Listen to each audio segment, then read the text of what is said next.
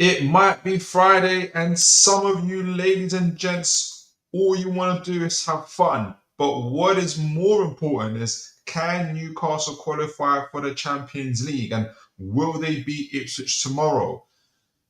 And what is the future of Newcastle's midfield? Find out right here on ToonTacticsTV, folks. Brilliant from Sham. And now Murphy could take on the shot. Fabian Sham.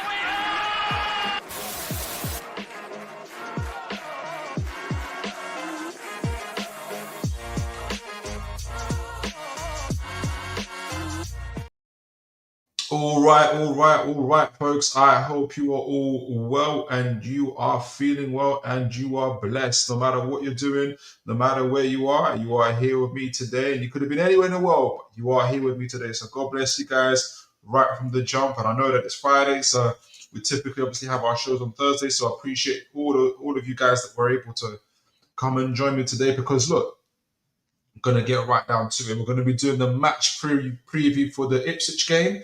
And we're going to be doing the part 2 from Tuesday's show around Lewis Miley.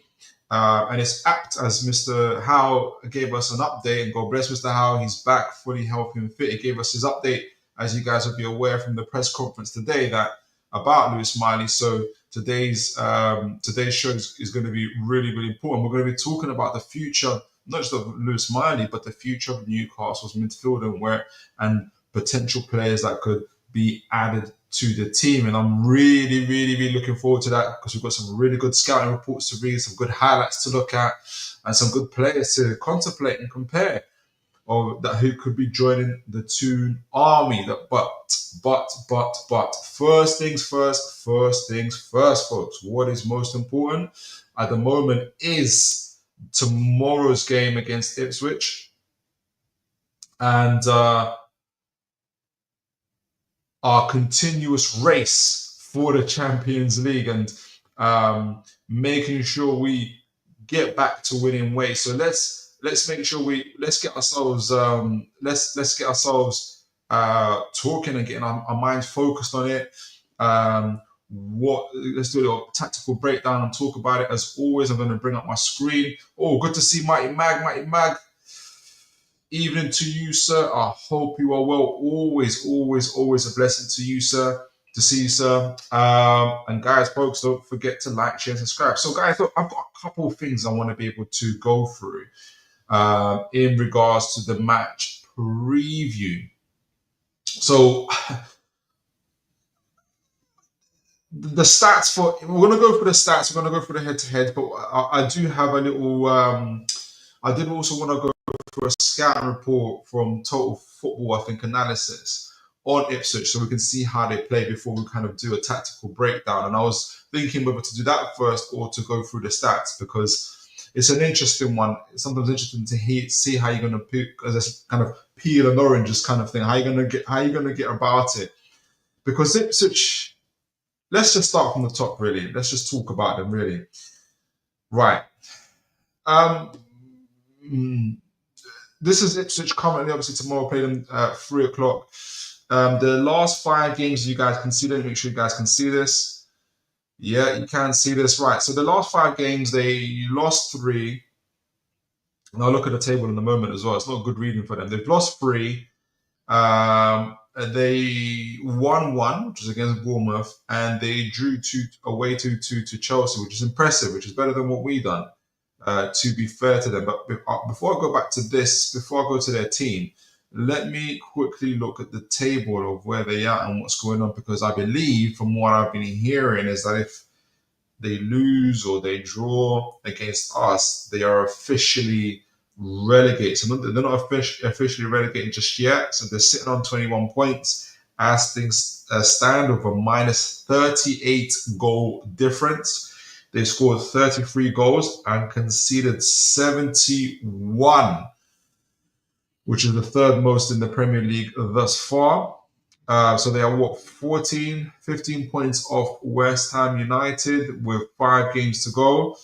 Yeah, so really they're out already, because their goal difference is incredible. They're never going to catch West Ham.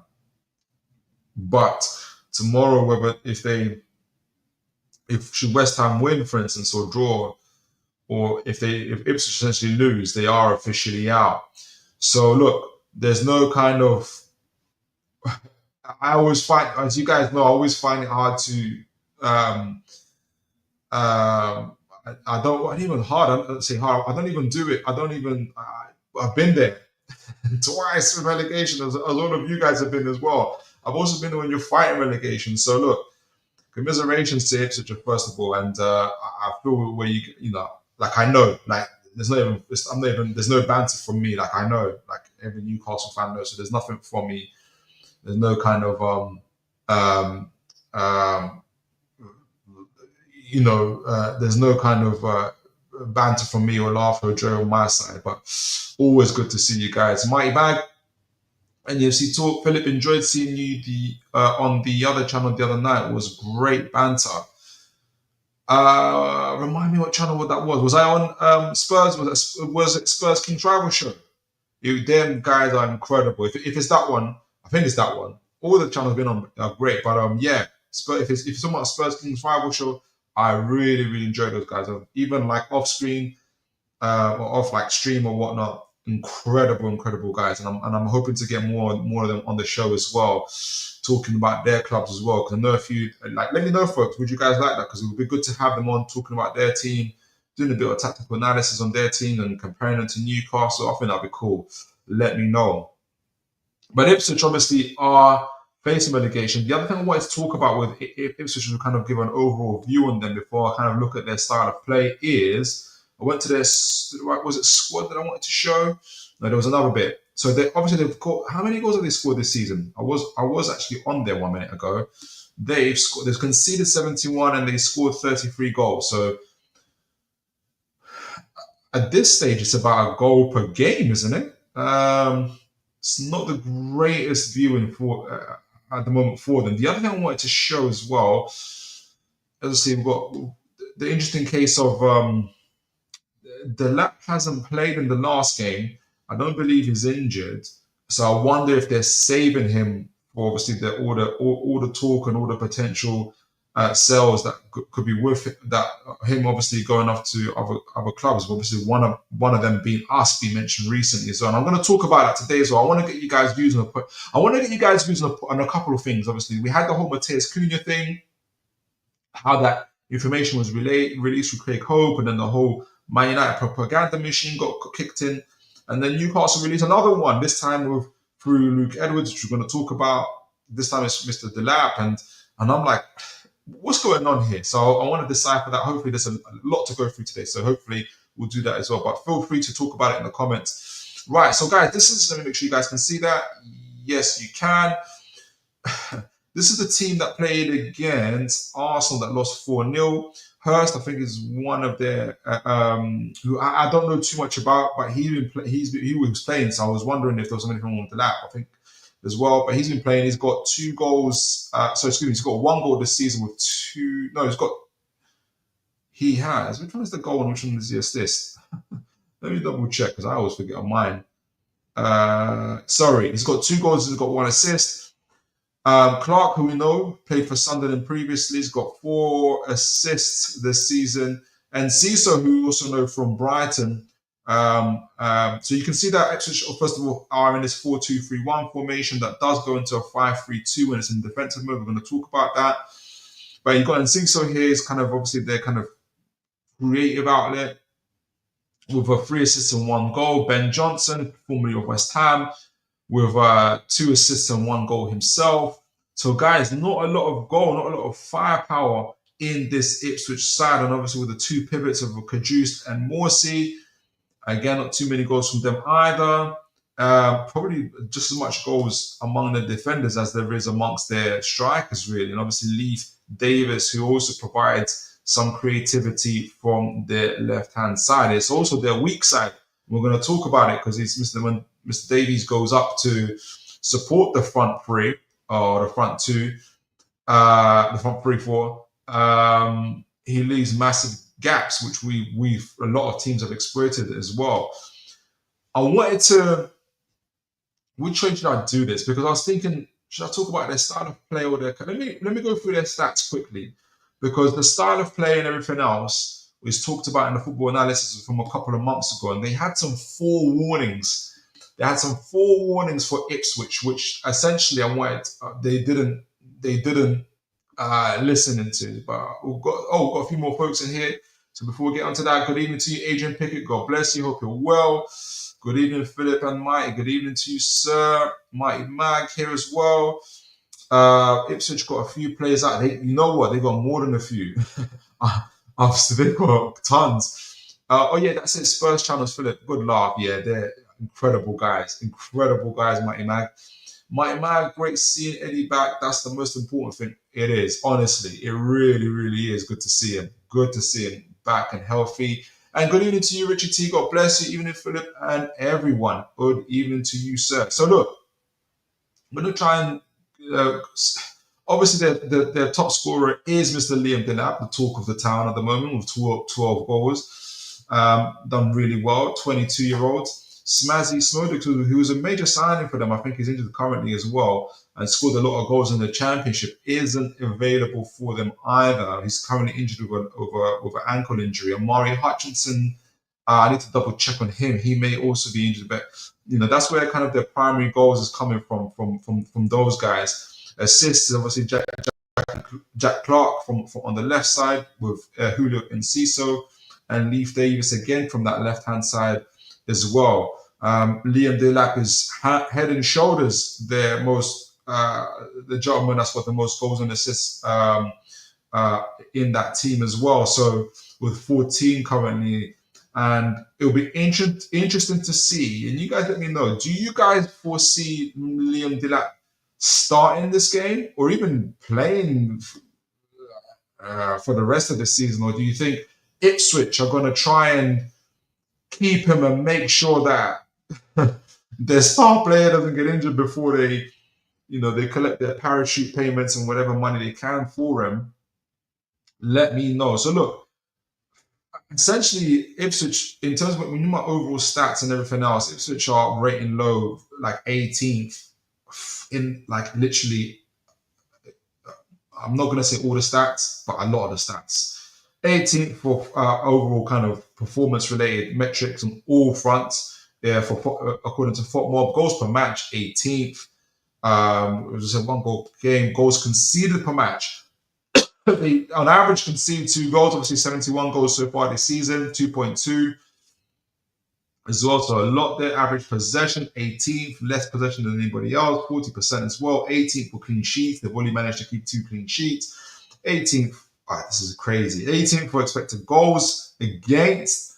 Shots on target, 18th. So they're not getting a lot of goals either. Roughly 3 goals per game. Shots on target per game. Big chances, 18th. Again, not many big chances created. And 19th for big chances missed. 18th for accurate passes. 15th, a little bit better for long balls per match. 20th for accurate crosses per match. So if you're going to have Leif Davis bombing up the field, you would assume that accurate crosses would be a bit higher, but unfortunately it's not there for them. 20th for touches in the box, so they have very limited. They don't dominate games. Put it this way.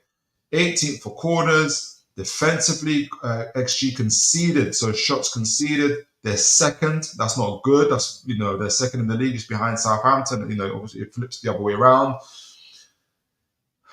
They're better on interceptions per match, so they're 6th in the league.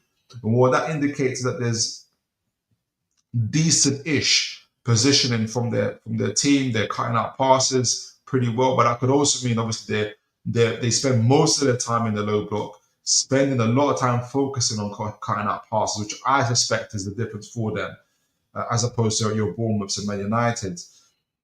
Successful tackles per match, 19th in the league, so low again.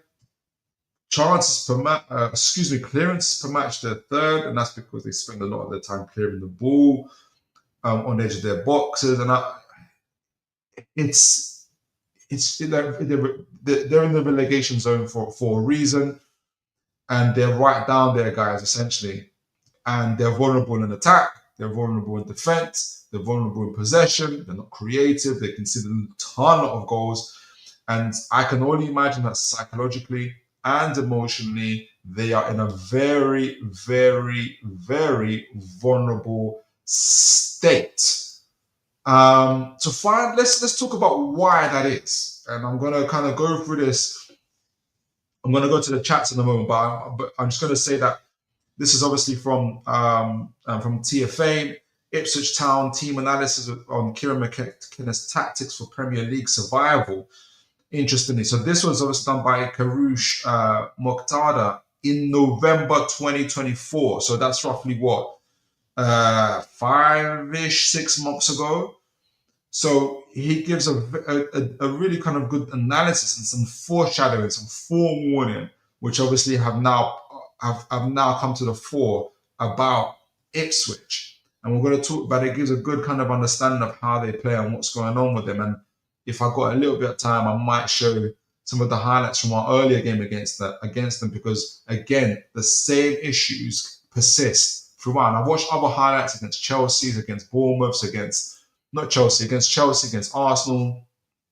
Even the Chelsea game over there was a 2-2. The same things keep on coming up as well. So we're going to talk about that. But Bobby Fairview, good to see you, sir. God bless you. Speaking of Chelsea, good to see you, sir. Big up, Philip. Bless up the chat. Good to see you, sir.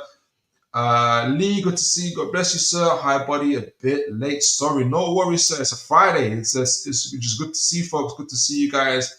Mighty Mag FC Philip, can you see Dilap signing for us and Usola going to Ipswich out on loan? That's a really good call. Did you hear that from somewhere, or is that just a thought that you've come up with? If it is, it's a very, I didn't even think of that, but it's a very, you should get on the phone to Paul Mitchell. I think that's a really good plan. Do I see Dilap signing for us? And this is what I was going to talk about before. I'll talk about a little bit about it now, maybe, before we talk about Ipswich style of play. Can I see Dilap playing for us? Absolutely. And obviously the Luke Edward article as well talks about how he's obviously a number one priority for us, and not at the expense of Isak. So i.e. we're not selling Isak so we can have Dilap. Like, it's going to be Isak and Dilap, and I think that'll be absolutely fabulous. And also, if that adds to the right wing player that we're going to get as well, that would make it essentially us with Gordon, Barnes. If we don't sell Barnes, I suspect that we do, but fine. I know people want to keep him. But Gordon, Barnes, Isak, Dilap, Wilson is going to be renewing. We'll talk about that in a moment. Usola, who's probably going to go out on loan. Jacob Murphy, and whoever the right winger is. So that's 8 players. 8 players who play across the front 3, which leaves space for Usola to obviously go out on loan as well. But I think that will probably sweeten the deal.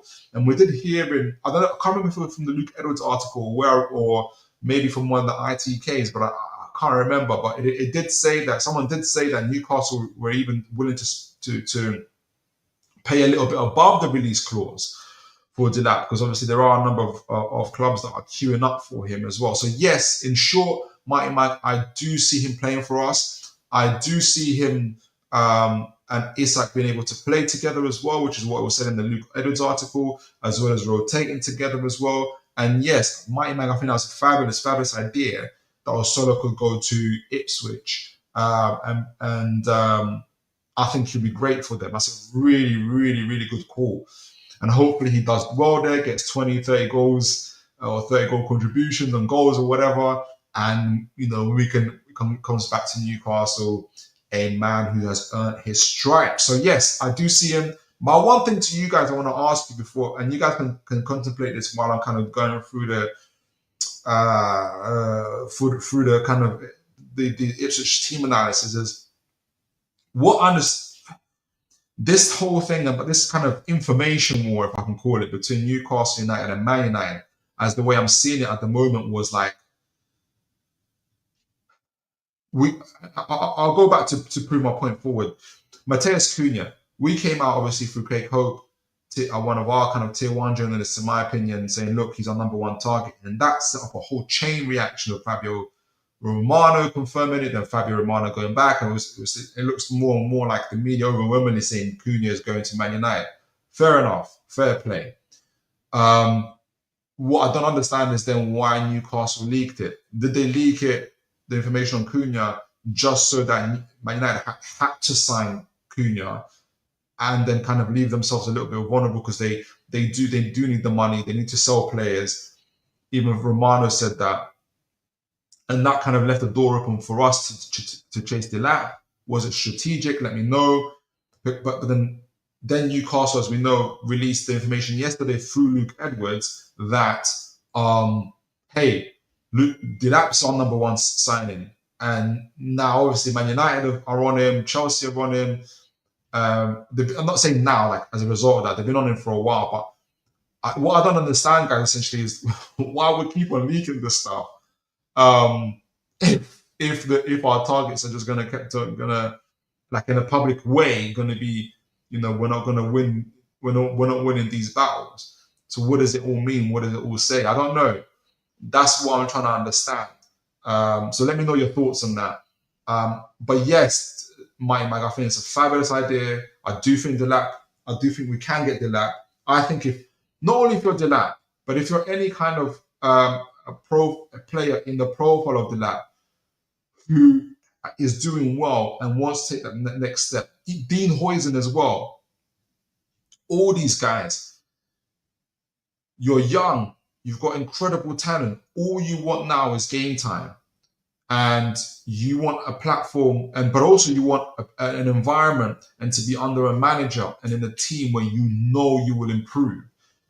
I don't see too many clubs at this moment in time, and particularly in the Premier League, where you can look past Newcastle United as a team where you can grow and where you can develop, and you can see good players becoming very good. You can see very good players becoming great players. And if you don't believe me, just ask Joe Linton, ask Gordon, ask Isak, ask Lewis Hall, ask Tino Livramento, even Tonali, ask all the guys, ask Dan Burn, who had his first England cap under Eddie Howe. Do you improve under Newcastle United? And Newcastle United, who's also won their first trophy in 70 years. In my opinion, some of these players who are going to different clubs, even clubs that might, consider bigger than Newcastle, are, and no offense to Man United, they're going to Man United to help Man United be great again. If they're going to Newcastle, they're going to Newcastle because they will become great, and because, like I said, for the reasons that I've outlined. And I think there's a huge difference in that. And I just think you guys will be blessed if you join Delap, Dean Huijsen, Cunha, whoever it is. So, yes, in short answer and long answer, Mighty Mag, I think Delap, we have a good chance of getting Delap. It'll be great to have him. And really, it'll be a blessing for him. Like, he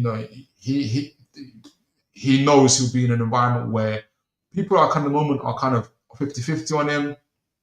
I think a year, 2 years at Newcastle, people will be like, oh, he could be world class.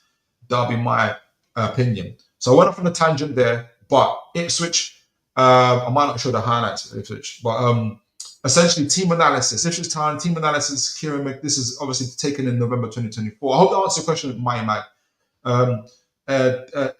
In 2024, 2025, this is 5-6 months ago. I wanted to show this because like I said, there's a lot of foreshadowing here from Kurish Mukhtada whilst he's talking about Ipswich's style of play. He's saying, hey, this stuff is okay, this stuff's all right, but if they don't fix this is going to be a major, major problem. And that has been the case. And he talks about Ipswich Town, last played in the Premier League 2022. They've come back up. Now under McKenna, they talked about similar to Nottingham Forest. They talk about some of their crucial signings. They talk about how, obviously, even at the time of this article, they were 17th. I think they're 18th now. So not much has improved in the table. 8 points from 11 matches. It hasn't improved since then. So they're already in survival mode from then. They had significant. So this is the interesting part, and people forget this, right? Considering that Newcastle haven't bought a first team player in the last 3 transfer windows. Ipswich Town transfer arrivals 2024-25. Ipswich Town made significant moves. They spent 126.49 million euros to strengthen their squad, and they're still 18. You know, that is insane. That is insane. What Newcastle would do, imagine where we would be had we been able to spend 126 million pounds without breaching PSR. And they're 18th, and it just shows you just how competitive and how vicious the Premier League can be and is. So they bought a new goalkeeper in Muric, who played at Burnley. He kept obviously Trafford out. And Trafford, I believe, is coming to Newcastle as well. I'm excited about that. They bought Jacob Greaves, 23-year-old centre-back. A lot of hype around him. Spent 21.5 million euros on him. Dara O'Shea from Burnley again. Who obviously are doing very, very well, are now being promoted. He signed for 40 million euros. Connor Townsend, left-back. They signed Ben Johnson from West Ham, the 24-year-old there, who came for free. Midfielders, they bought Jen Kajus from Napoli. They bought Calvin Phillips from Man City. They bought Sami Smozik, I mentioned him earlier, attacking midfielder for 10 million. Big signing for, Jack Clark from Sunderland for nearly 17.7 million euros. And obviously Mr. Liam Delap, they're probably probably their best signing from Man City's academy for 17.85 million euros. Amari Hutchinson from Chelsea for 23.5 million euros. This is insane. This is a lot of money, guys. Ogbene from Luton Town for 9.5 million euros. Absolutely insane. I don't know what you guys think about that, but they spent all this incredible amount of money, and obviously this has been the result of it. It's absolutely. That is why they're in a position they have to sell players. They're going to sell a lot more than Liam Delap, that's for sure. So, defensive tactics. So despite Ipswich Town's investments in their defensive midfield, in Calvin Phillips, obviously, and players like they have. This is obviously they've already conceded 22 goals after 11 games. 22 goals so far this season, which is tied for the third most in the Premier League. That's gone up to 71 goals. So there's a foreshadowing. We're talking about foreshadowing, right? How many games did they play by this time? What did I say? How many games have they played? How many games did they give? Did I say 8 or 11? I can't remember how many they played. Finishing 18th. I forgot. They played 11 matches. So they played 11 matches. They conceded 22 goals already, right? It's painful. So under Kieran McCarran tactics, their defensive vulnerability is not unexpected for a newly promoted side. So why is that? Why is it under defensive? Why? What is it about McKenna's tactics making them vulnerable? Still, it needs to be addressed and fixed quickly, which they didn't do. They didn't fix the problem. They conceded 50 plus more goals from this, and this is obviously he shares here the graphic of how they're playing. This is them against Tottenham. Tottenham obviously going from left to right. So you can see they fall back into this 5-4 man at the back, but it's 5 in the middle through the defense. So that's why it goes into a 5-3-2. And sometimes even the forward drops back as well. But it looks a bit staggered. So let's see what is said in the analysis. So Ipswich Town typically adopt a traditional 4-4-2 formation, which we do as well, especially out of possession. A straightforward and defensive setup that suits a newly promoted side. So it's the right thing to do, essentially. This formation is very simplistic, which makes sense of the squad integrating numerous new players. It makes sense. You bought a lot of players, so do the 4-4-2, right? Make it simple. It is wise to do that. So one of the midfielders, usually occupying a 6 to 8 role, often sits back deeper. So that'll be Kajus or the other gentleman that we spoke about in this game, allowing the team to shift into a 5-3-2 when needed. So simple enough, it makes sense. It's wise to do that, right? 4-4-2, simple, out of possession in particular, 5-3-2 when you're up against it. So these adjustments provides more defensive stability by positioning the midfielder down the centre back. But even Tonali does this for us, right? Especially when we're kind of lacking that pace. Makes sense. So Ipswich Town excels at playing in their low to mid defensive block, which will probably anticipate them doing when they come to St James's Park. However, their major defensive issues arise during the transitions. When they lack zonal marking, and it's continued. Zonal marking, positional play, and coordination, which leaves them vulnerable. And I think this highlights the difference in level and quality from the Championship and the Premier League. They were able to get away with the stuff in the Championship. They obviously didn't get away with it in the Premier League. And if they got problems in playing in transition, and they're playing us, one of the best transition teams in the league, in my opinion, it's going to be difficult for them. All right. So in transitions, Ipswich players frequently find themselves out of position, creating exploitable gaps that opponents capitalize on. They've done that 50 plus goals now. A clear example against Everton. Against Brentford. So you can see here in this gap, they caught on the transition here. This is crazy. They might have, look at the three. Can you guys see the circle there? That's 3 players chasing back, and there's a huge gap in the middle. There's more Brentford players in there. And you know what? I think this is just down to athleticism. Sometimes it's just not down to like tactics. Their players just aren't up to the speed and power of the Premier League. They try to rectify that with your Calvin Phillips, but he's been out of sorts for a very long time. And this is Brentford, this is Mbeumo, this is Wissa.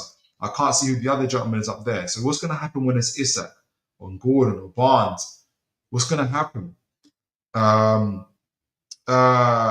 So it's just not looking this. So neither of Ipswich, as you can see here, neither of Ipswich centre-backs could anticipate or intercept the movement, which is an excellent example of their failure to organise defensively during quick transitions. This lack of coordination during transitional moments has been a weakness for them, and it's continued to be so.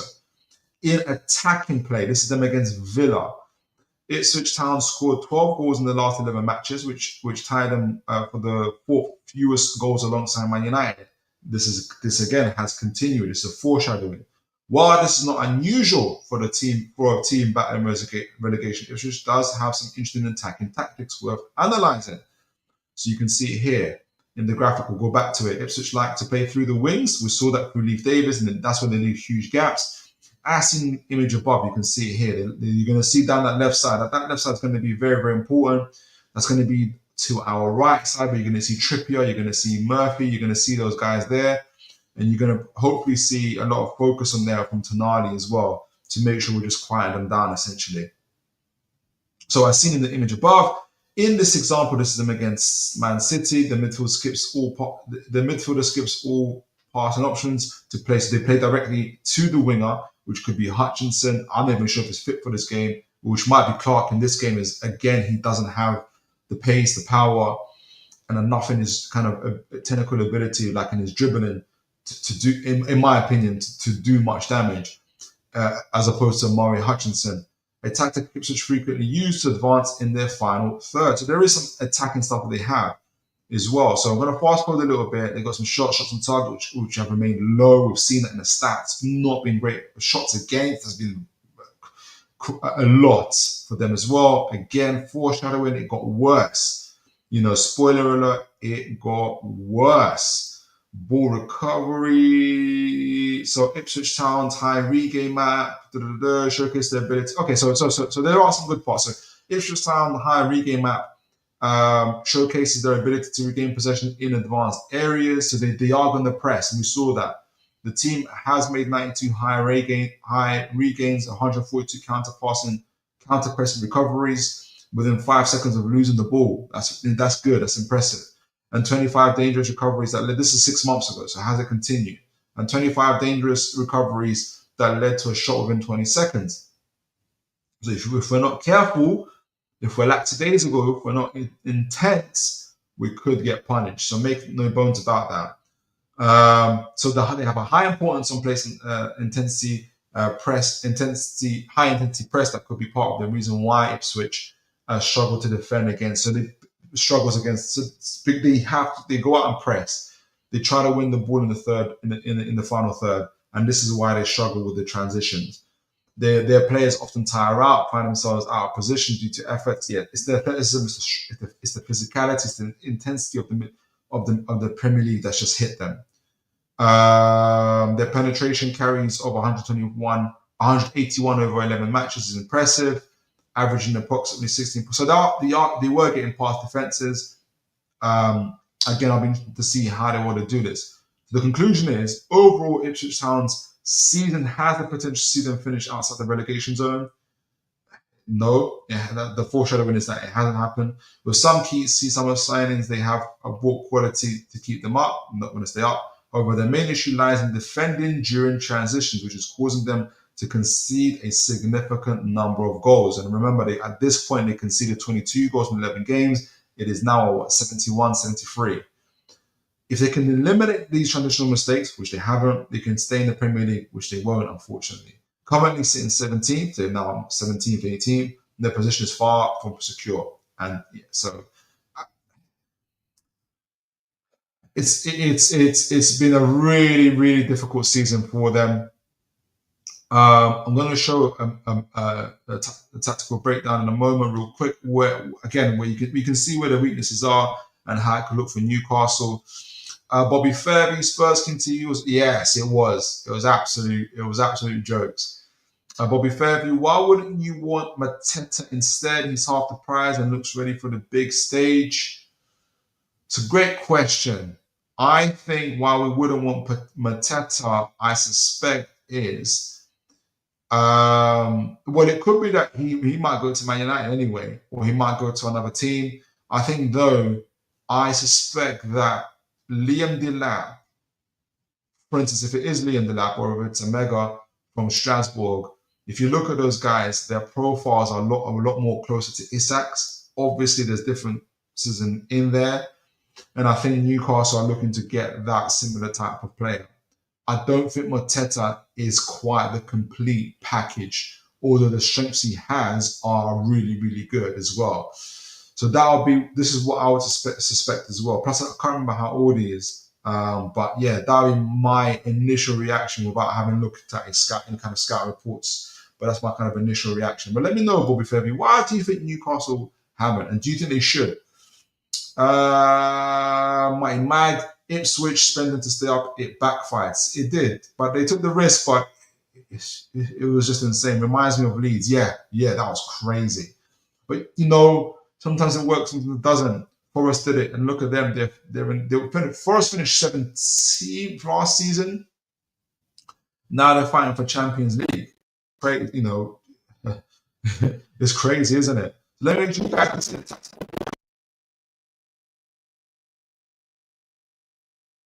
Ipswich's. First of all, guys, I've put Hurst up front, but it could be Delap. I'm interested if Delap plays. That'll be the only change that you might see in the starting lineup. I considered, obviously, I've taken off Barnes just because we know that Eddie Howe changes his lineup. But now that I'm looking at it, I'm rethinking it, and I wonder if, because even Barnes, even in that 4-1 defeat to Villa, Barnes got an assist, and up to that time, in the last 5 or 6 games, he got like a lot of goals, a lot of contributions. I wonder if Gordon starts on the right, or maybe Barnes starts on the right. He typically lets Gordon go on the left, and Barnes kind of facilitate that way, and Barnes has grown to be happy to do so. Because now we're talking about the transition. And it is the case, that the weakness for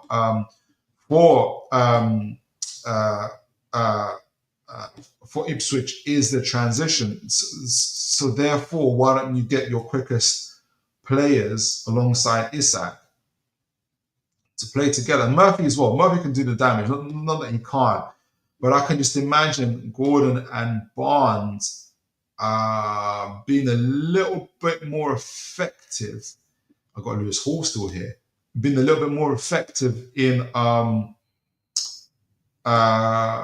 exploiting the spaces. So let me know what you guys think. How would you guys? So I've got the two pivots, Morsey. Who have I got here? Morsey, O'Shea, Greaves, Davies will try to push up and hurt us and allow Clark to go in a little bit like this. They did this really well, like actually against Chelsea, and actually it was the other way around. You saw Johnson really pushing up like this, and I think he got an assist as well. And you saw this kind of situation where they kind of try to they overloaded on the right side, and Johnson was able to cut in and get the ball to Hurst, and who scored. So Newcastle do have to be disciplined. However, and we'll go to the left, back to the left side, for instance, or even to the right side. I'll stick to this right side now that I start. So they're right, our left. If the ball breaks and they don't manage to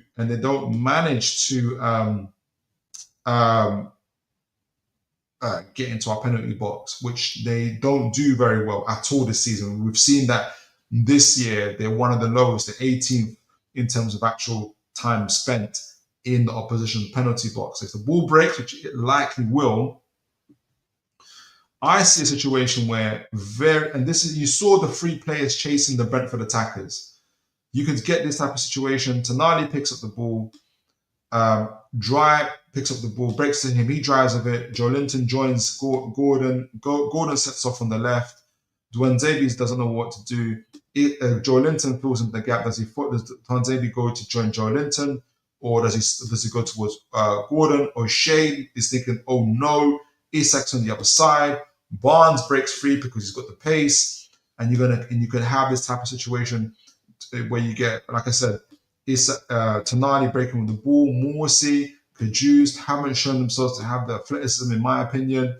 The ball goes off here, and you get these type of situations again. And Xavi running back, creating these type of gaps, and leaving players exposed like this. And this is the transition they're talking about as well.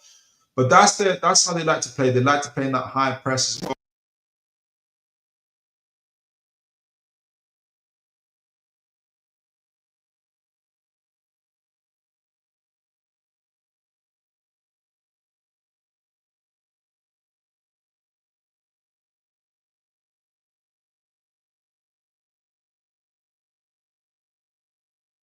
My mic has been unplugged all this time, guys. Oh my word. I hope did you guys hear what I was saying, or did you guys see me moving? I basically said, if you guys didn't hear the first part of it, is that Ipswich are very vulnerable in transitions. They don't have the pace or athleticism to get back in time. This has cost them really, really dearly. And you can see a situation where, because they've been so poor to get into the opposition boxes, that you can see very easily that the ball breaking to a Tonali, to a Joelinton, then driving up the midfield. Can you hear me now? Can you hear me now, guys? Let me just make sure if I can hear myself. Can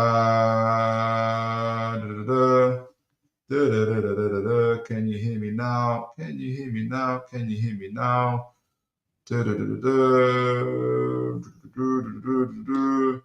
Can you hear me now? Hello, hello, hello. It's like you can. No, not this tab. Go back to here. Oh, brilliant. So yeah, they don't have the pace that plays them to get back in time. They find themselves out of position, and that's why they keep on getting hurt.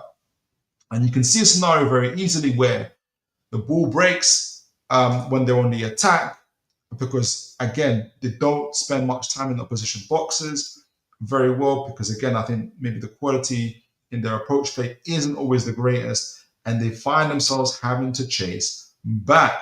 But even if they take up a low block against Newcastle, which they can do, they go into that 5-3-2 formation, have a Kajus or Morsey take up this position here. And it allows a little bit more security through the centre, and it allows their fullbacks to kind of be able to deal with any potential overloads which Newcastle will try to create, especially down Livramento's side recently. So you can see this type of situation being created and see so here. Hurst, oh, that's Dan Burn, that's not Hurst. Hurst coming over here and Ciso trying to block the channels, and Clark doing the same. He's trying to block the channels to Barnes, and Ciso trying to block the channels to Isak. Moore's trying to block the channels to Joe Linton, who will join in. So the key part will be, Johnson's going to come back here to Nzabi, Shea. Excuse me.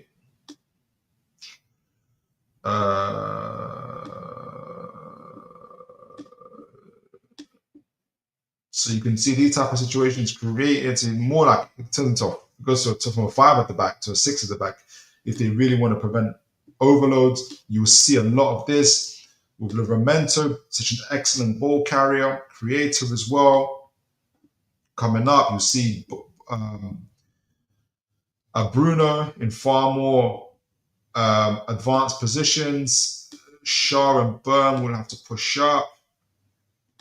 Trippier will be always kind of providing an outlet as well.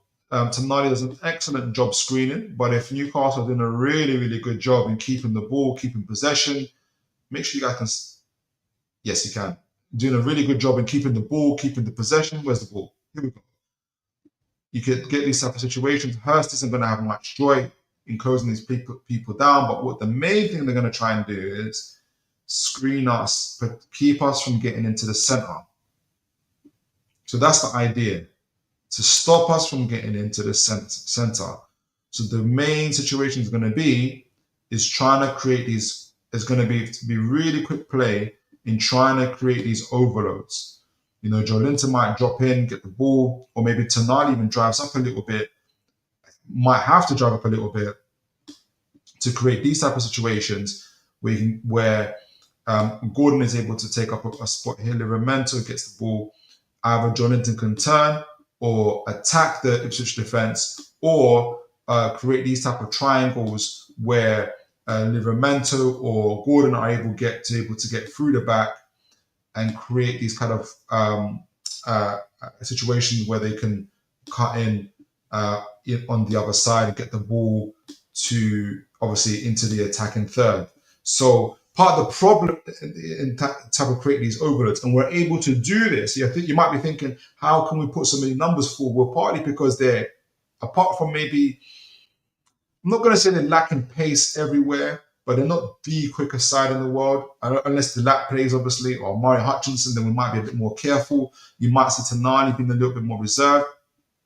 But the main thing is trying to create these type of overloads on the wings, which are possible. And I encourage you guys, because my idea was to show it, the highlights against Arsenal in particular, who created these overloads in the wings, and they cut through Ipswich like butter. The other issue for Ipswich, I think, is not only just the transitional stuff, but they fall asleep at the back, and they're not really sharp on the responses. Like they're not like quick enough in thought. Like you see set pieces being taken, you don't see their players going out quickly, and I just think they're vulnerable emotionally and everything. And I think for Newcastle, going into this game with Eddie Howe being back, with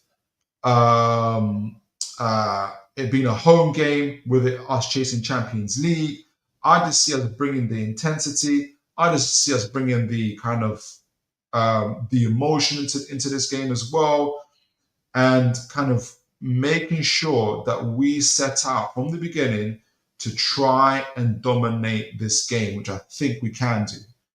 So guys, let me know what you guys think. I think I'm going to give my score predictions as well. First, I'm going to read the chat. So essentially, I see us being able to dominate, whether they are pressing us, whether we catch them in the transition, because we've got the pace and power and the place to do so, and or especially when we're on the ball, whether they're defending in the low to mid block. I see us being able to do that. And Shaw was very, very effective in the first game at Ipswich in getting the ball over the top, especially underneath Davis's side, who likes to push forward, but he creates a lot of gaps on the side as well, where this time it could be Gordon, it could be Barnes, it could be Jacob Murphy. I see Gordon and Barnes being played in this game. But let me know what you guys think. And I'll give my score predictions. But send in your score predictions. I'm going to read the chats and then I'm going to give my score predictions before we move on to the next section. Bobby Fairview. I think Mateta is underperforming his quality. Okay. The ear injury came at an unfortunate time. He would have had another 4 goals. Wouldn't you want someone to give you something different to Isak? Something. So yeah, so a little bit of variety. Yeah, no, I'm not saying that. Yeah, it is important to have have something different. And he does offer up to be a good target man as well. And I just sense that Newcastle are looking for a younger, more promising profile of player. I think that'll be the main thing I'll be able to say. I think Mateta goes into a side who currently don't have a 20-plus goal striker, in which we do have. Hence why we're looking for slightly younger project models, whether it's Delap, whether it's a Mega, whether maybe it's going to be a few others. So I think that's my main thing, and I think it's going to be a little bit different. But I do rate Mateta. I think he's a good player. But I just think Newcastle are going for a slightly younger, more project version as well. Guys, don't forget to send in but great question though, and I appreciate that. Guys, send in your score predictions as well. I was scared there, Mighty Mac. I thought my sound went off again. I was like, oh, goodness gracious, can I get a break? But that was a previous comment. It is fine now. Brilliant. Bobby Fairview, I'd like to hear your thoughts on what makes the lap more complete. There isn't a lot of reminds me of Isak. His scoring record is poor. Is he particularly clinical? So yeah, I did a player profile on him a couple of weeks ago, and essentially he's ambidextrous, so you can shoot with left and right foot. His link-up play is good, but with the potential to be able to improve. He's also able to drive on either flank, so he can actually play across the front three. And he's got the physicality, he's got the strength on and off the ball, back to goal as well. He's got very, very good ball striking ability. And unlike maybe quite a few strikers and forwards nowadays, he can score long to mid to obviously short range as well. Got a really, really good strike of the ball. And so that kind of already gives you an indicator that this young man can be clinical. Obviously, he's got that Man City background. So in terms of, that he's got pedigree in terms of being on the ball. He understands, he understands kind of the ability to have tactical flexibility, which playing for Newcastle, you need to have. And I think some of the comparisons they had in terms of style of play was like Edin Dzeko, because he too was ambidextrous, tall, physical, strong, can also header, can shoot left foot, right foot as well, can play on the left side, can play on the right side. That's got that a little bit more. And even Howe talked about his running power, his running ability, as well in the conference today, his ability on the ball. And I think all those things, there's a real high ceiling that the lap has that could be achieved. And so, yeah, I do think he's a complete striker.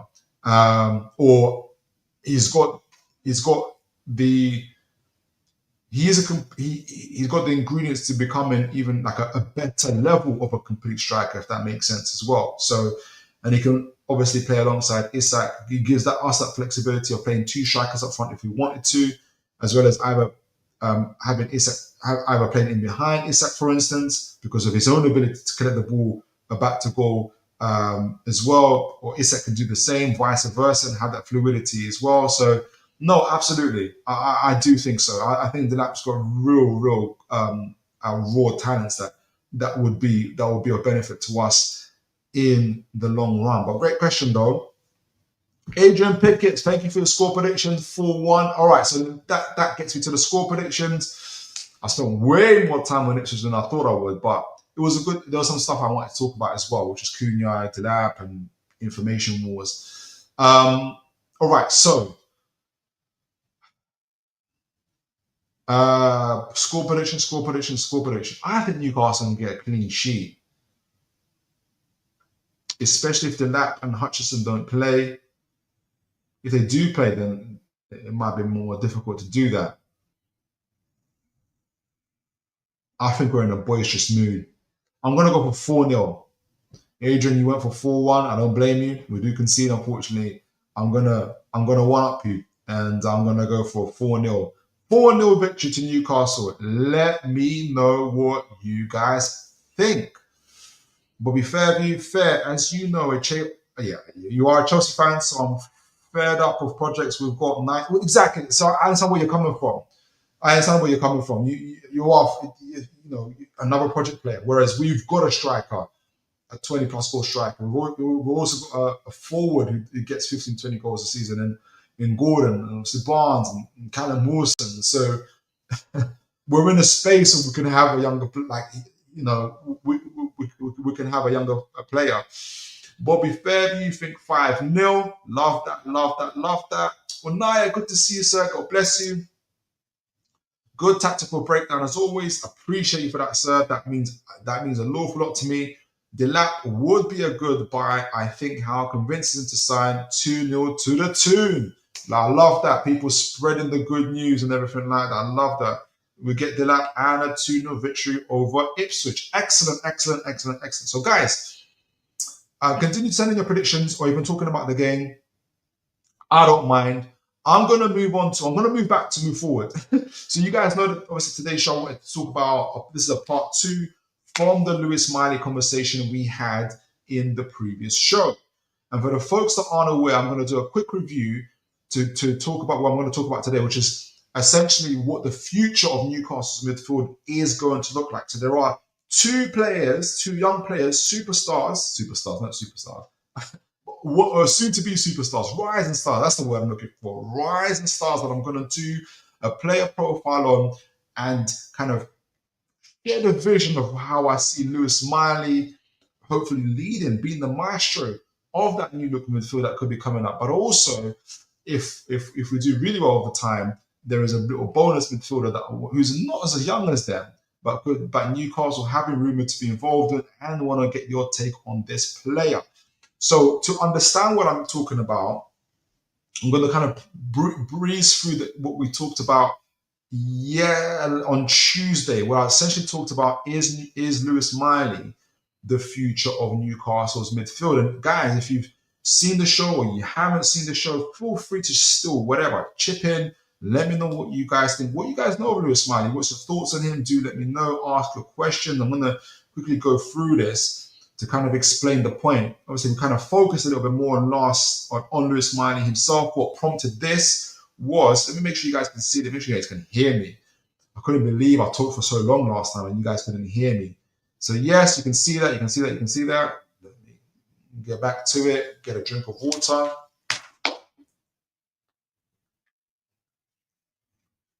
And we know, obviously, Eddie Howe talked about Lewis Miley today. We'll get back to that in a moment.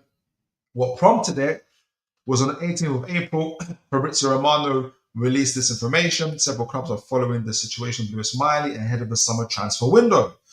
Premier League and Bundesliga clubs hold interest in the midfielder who may find it difficult for game time behind such a strong midfield three at Newcastle United. And from that, I basically said, look, obviously the key issues are our minutes. So we've got a strong midfield. Is he going to get any game time? Very unlikely this season. So what's going to happen for next season? And we kind of talked about what could Newcastle do? What with Lewis Miley going forward? Is he going to be in the plans? Obviously, Eddie Howe answered some of those questions today, which is very much so. Lewis Miley is in the plans. He certainly envisions him being in the team going forward, and that he's going nowhere. The main thing is that he's going nowhere.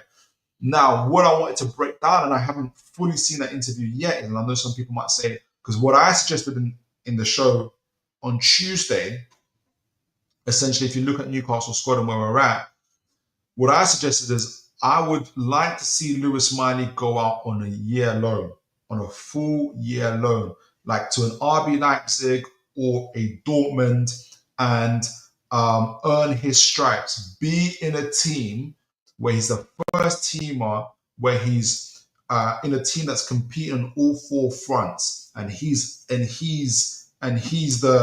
person they go to. He's the person they rely on. Like he's part of that first team. He's playing 2 games a week, 3 games a week sometimes, chasing domestic trophies in their versions of the FA Cups and League Cups or whatnot, chasing the Bundesliga itself, going into Europe. As some of the young profile midfielders I'm going to be talking about today have been doing this year. We know obviously Lewis Miley was part of the, broke into the squad when he was 17 years old. That was full of injuries. He himself was injured, and this season was a season for him to recover and to kind of get into that first team. He's become bigger, stronger, but our midfielders also become bigger and stronger, and one of the most feared and talked about midfields in Europe at the moment. I want I would like to see Lewis Miley going out, like I said, to Europe and earn his stripes. What do you guys think of that? What's your thoughts on that? Or do you think initially, and my thoughts kind of went from where I initially thought that Eddie Howe might have like a Phil Foden, Pep Guardiola style of project where Phil Foden came through the Man City ranks. He didn't go out on loan anywhere. Pep Guardiola kept him playing in that system, playing amongst, incredible players to the point where now obviously he's a first teamer himself. So I kind of I thought maybe Lewis Miley might do a similar thing. But I'm sort of rethinking that, and I'm wondering what would be better for Newcastle going forward. What would be better also for Lewis Miley going forward? And Lewis Miley, who essentially, like I said, has earned his stripes in playing and being a first teamer, getting 2,500, 3,500 minutes in a year, playing competitively in Europe, and coming back would be of benefit. Or do you guys think, look, next season, Newcastle are going to be in Europe. So there's going to be more games. We know we take this domestic trophies very, very seriously. We're projected to probably play 50 plus games, so this year we're going to be playing around 53, 54 games already. So he's going to get plenty of game time as well. And in this year, speaking of game time, why he hasn't really broken through. This year, for instance, he's played less than 500 minutes. And if you see the way our squad is broken down, our key players who played between 3,500 to 3,000 minutes have got 2 central midfielders. Have 1 central midfielder in Bruno Gomes, so he's not taking a captain's play. And the next one down, in 3,500 to 2,500, you've got our 2 other midfielders in Joe Linton and Tonali. So our midfield and our first teamers are very, very important. So I think for Lewis Hall to develop, either he stays next season and gets, between 1,200 to 1,500 minutes, as Sean Longstaff has, as Willock has, and that's the other guy he's been competing with as well. But obviously, I think we're going to sell Sean Longstaff and possibly Willock. So Miley can stay and pick up those minutes next season instead. So between 1,200 to 1,500 minutes, play in the cups, come in as a substitute, maybe even start in a few league positions, cover suspensions and injuries, and earn his stripes that way. Or he goes out, he earns his stripes being a first teamer in Europe. Let me know what you guys think would be the better plan. I still see Lewis Miley going out on loan. And part of my thinking is that Sean Long, so which leads me on to today in terms of looking at the new the midfield going forward and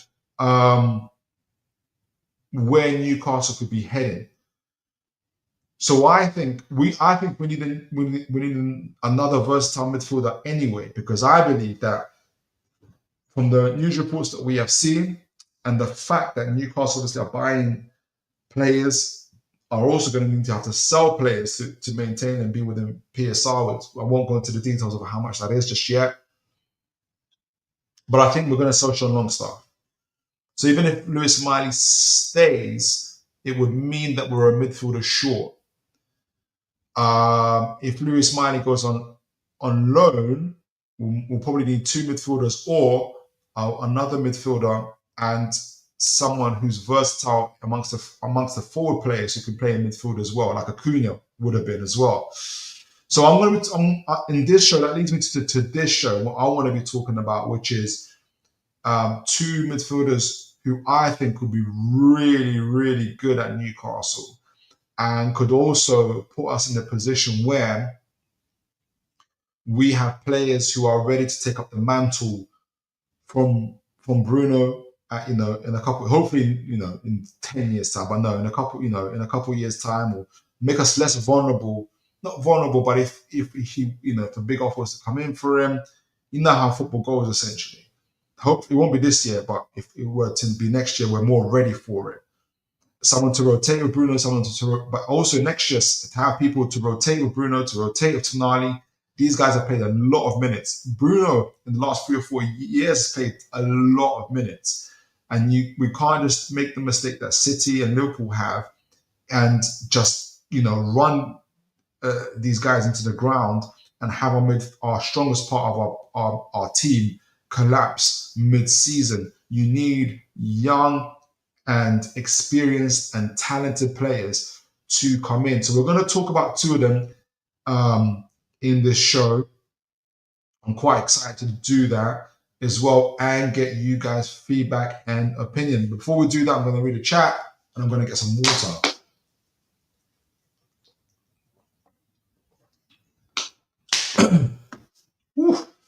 All right, Onaya. I think the loan spell time for Miley has passed. Okay. How and the coaching team needs to trust him more. And you know what? That is a fair assessment. And it could be that when you say trust him more, trust him to start or trust him in a sense of becoming more of a key rotational player. So, like I said, he's played less than 500 minutes this season. And I agree. Miley should be able to play more minutes. Sean Longstaff's played 1,200 minutes.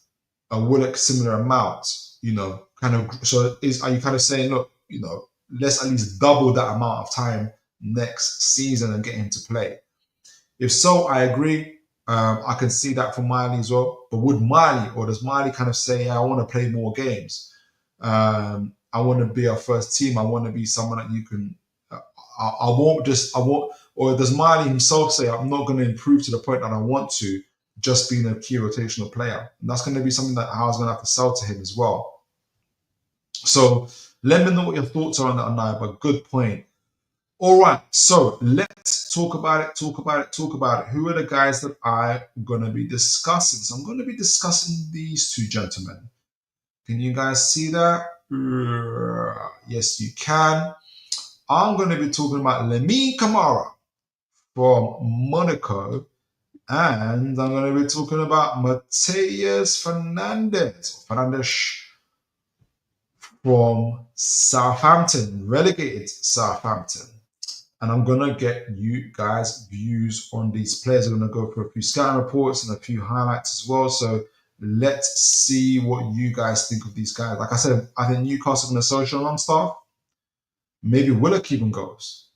Both are sellable assets. So we're going to need some midfielders. We're going to need some players. So let's get into it. Let me see. Where is it? Let's begin with. All right. So let's begin with Mateus Fernandes from relegated Southampton. Where are you? I've got my stuff set up for him. Where are you? Where's your scout report, Fernandes? Is it this one? Yes. It is. I've got a few windows open and a few scout reports that I looked at. So bear with me, folks. All right. So I think this is it. All right. So before I actually do that, so I've got Mateus Fernandes here, his profile. But let me first of all get a little bit of background for him via transfer market. Let's see his situation and what he's up to. as well. And let me know, guys, do you guys know much about Mateus? What's you guys' thoughts on him? Do let me know in the chat. All right, Mateus, let's get you there. Brilliant, brilliant, brilliant, brilliant. All right, CM position. So you guys can already see Mateus Fernandes, Portuguese international, under 21 international, 2004 date of birth. So he is 20 years of age. Remind me, how old is Miley? Is he 2019? I think he's 19, or he's even younger. We'll get back to it. But he's obviously Mateus Fernandes is central midfielder, Portuguese, under 21s. So this season he's made 31 appearances for Southampton with 2 goals and 3 assists, which isn't bad from a midfield and for playing for a relegation side. So he's firmly a central midfielder who can play in attacking positions. He is right-footed. He's got a current contract that runs out in 2029. He's 1.78 meters tall, which is about 5'10" ish, 5'11". His current valuation, according to Transfer Market, is 15 million euros. And what I've noticed about Transfer Market is that they're quite conservative in the valuation. Well, I think they're realistic. But often I see players get sold for maybe 10 million euros more. So if he was to get sold, I would say it'll probably be between, I'll say in pounds, between 20 to 25 million pounds. I would say, if he were to get sold. So he's got really good international pedigree all the way from Portugal's under 17s to Portugal's under 21s, for whom he has made 13 appearances and has already scored 3 goals. And it can't be easy getting into that Portuguese side. You can see his transfer history from 2016 to 2017, playing as a youth in Portugal for Sporting Youth, for Anese. He's obviously risen through the Sporting Lisbon's academy, the under 17s, under 19s. He skipped the 18s, I think, all the way up to he skipped 20s and 21s, went straight to the 23 squad, went to the B squad. Then did he play many games in the? Can't see if he's played for Sporting. I don't think he did. But from there, he went out on loan to Estro Pereira before he then eventually was sold to Southampton for 15 million euros. Obviously, where he is now. So this season, speaking of minutes, and this is what I'm talking about. Speaking of minutes, Mateus Fernandes, can you guys see that? Yes, you can. Mateus Fernandes has played overall nearly 3,000 minutes, so 2,996 minutes, which includes 31 appearances in the Premier League, where he's played 1,200 minutes. 2 appearances in the FA Cup. So where did he get the 3,000 from? 176 minutes, 4 appearances in the League Cup, where he got 200. Okay, that makes sense. Where did he get it? No. Sorry, he got 2,500 minutes. Sorry, I read the wrong one. He got 2,500 minutes playing in the Premier League, 31 appearances. And then EFL Cup, 267 minutes, 4 games there. Got Portugal's leagues, but that's fine. So he's played 299, so probably a little bit less because it's added like 40 minutes from Portugal for some reason. So lots of game time, lots of experiences, and maybe not the best experiences. Some might say for a relegation side, but I think you earn character from that. But let's see how that time has gone, because he's earned some praise from people in his performances and the things that he has done. Like I said, he's got some couple goal contributions as well there. And I want to, before I actually go to his style of play, I'm going to look at his actual metrics and stats on FB Ref, which will kind of show just how well he's done, because it covers the last 365 days, which will obviously cover here. Let's get you on Mateus. You can see who the other player I was looking at. Here we go.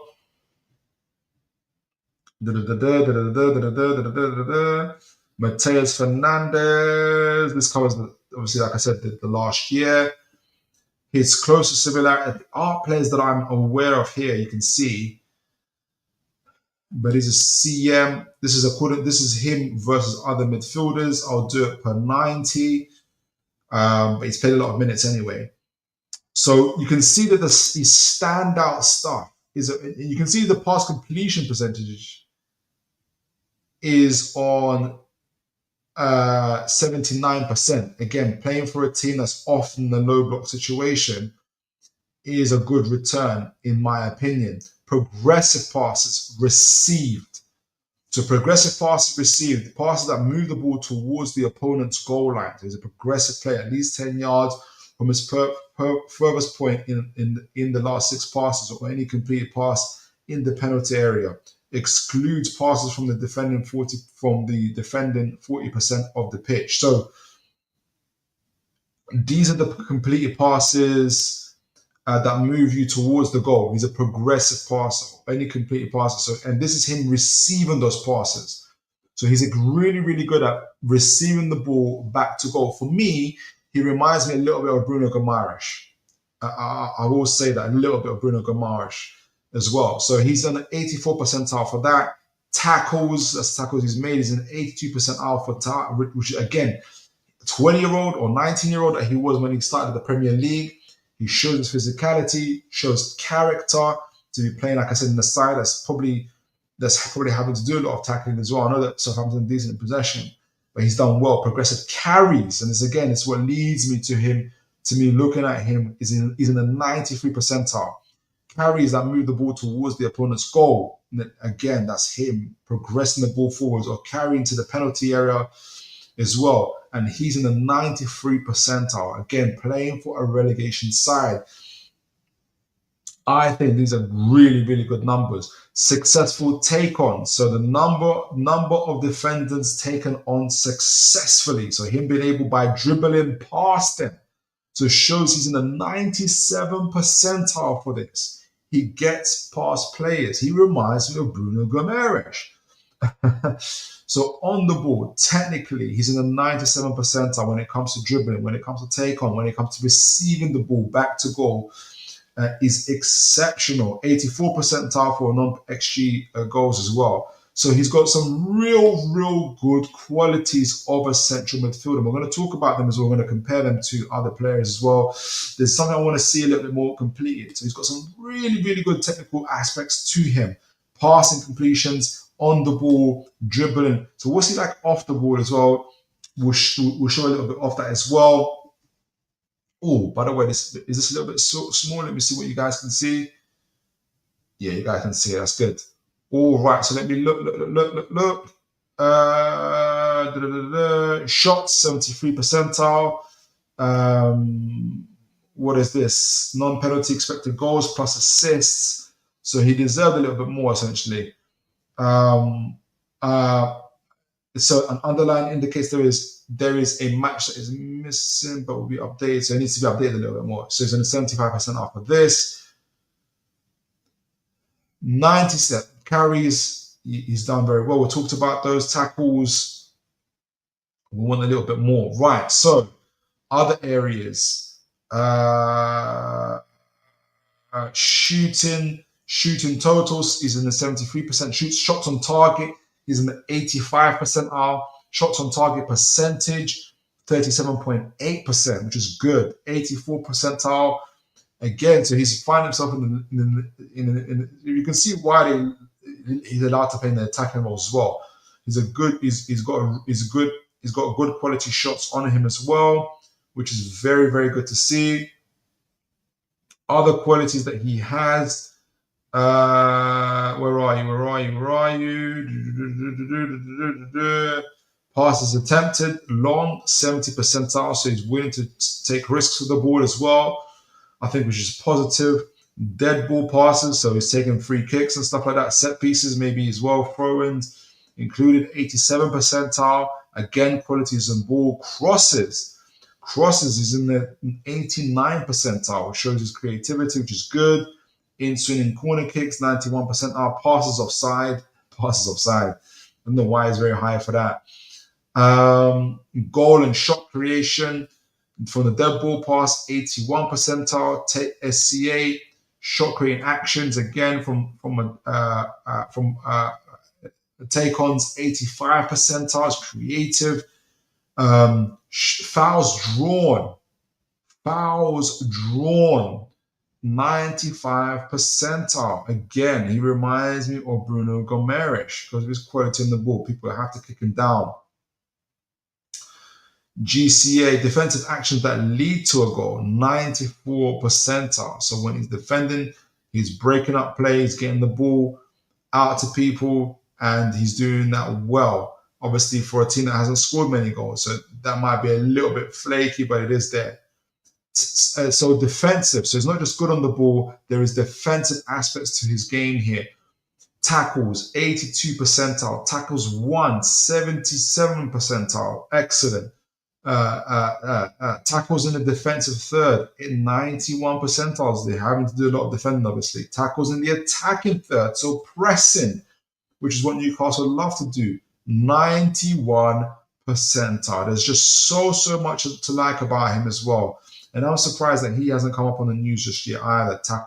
Take-ons attempted. He's willing to take. When you're that good at dribbling, when you're that good to get back to goal, when you're that good with the ball, it's no wonder that your take-ons attempted is in the 98 percentile. He will progress the ball forward for us. And again, willing to do that in a struggle, in a team that is struggling, is very good. Successful take-ons. So look at this. Take-ons attempted is 98 percentiles. Of those that are successful, i.e. he doesn't get tackled, number of defenders taken on successfully by dribbling past him, 97. So there's only 1 point. So he's out of the 98 times he attempts, but if he attempts out of 100 times he attempts to get past someone, only once is he tackled. That is insane. That is insane. Why am I not hearing Mateus Fernandes in the news? Total carrying distance. This is measured in what? Is it measured in miles? It's not clear. Total distance in yards. A player moved the ball while controlling it with their feet in any direction. 71 percentile. Progressive carrying distance. 79 percentile. Progressive carries. Again, we talked about 93 percentile. So we know that it's really, really good on that. Fouls drawn. 83 percentile. Aerials. So aerials 1 is not very good at the aerial stuff. That's where he would. Oh, no, sorry. Aerial percentages 1. 85 percentile. So he wins around nearly 60% of his aerial duels. Well, standing at 5'10", 5'11". That is absolutely phenomenal. So off the ball, he's tackling in the defensive third. He's tackling up front. He's very high in percentages. On the ball, excellent in his take-ons, in his dribbling, which is all new. He reminds me so much of Bruno Fernandes in his day, in how they're describing him. Bruno Fernandes. Bruno Gomes. He's got some qualities that you can see him being at 20 years old, a natural heir to the throne to Bruno Gomes, in my opinion. So let's have a quick look on his profile. I want to be able to also look at the other midfielder as well. But guys, let me know in the chats, let me know in the comments of what your thoughts are on him so far. I'll be really, really keen to know. So where are you? Where is your profile, young man? Oh, here we go. There you are. And this is a little bit more recent, guys. Scout report on Southampton. This was done in, what's the date? March 28th, guys. So only literally last month, by Gillian Kazeri. Let's see what and this is in the context of gems, players from relegated sides who essentially teams should be looking at. And this is Bruno Fernandes. And like I said, excellent technical ability, pass completions, dribbling, take-ons, everything. What do they say in these profiles? Bruno Fernandes, Mateus Fernandes scout report. So let me drink. Oh gosh, let me drink some water before I start.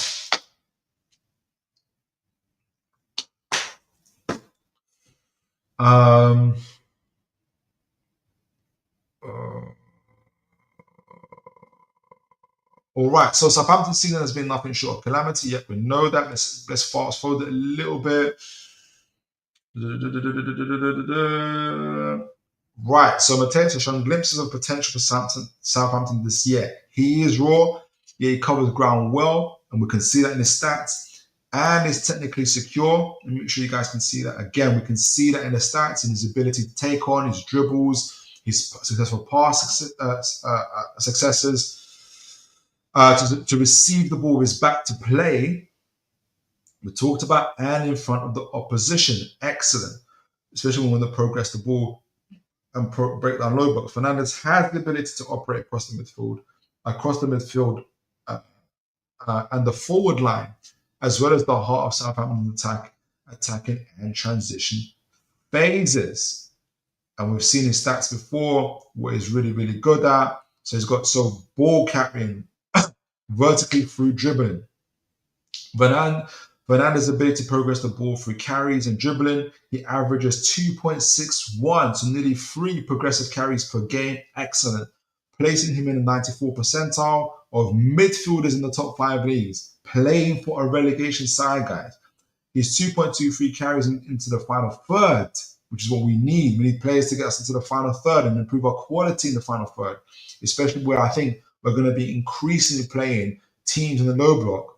Further supports his ability to drive into his space progressively. He is someone capable of bridging the first, second, and final thirds by bypassing opposition lines with his burst of speed and close control.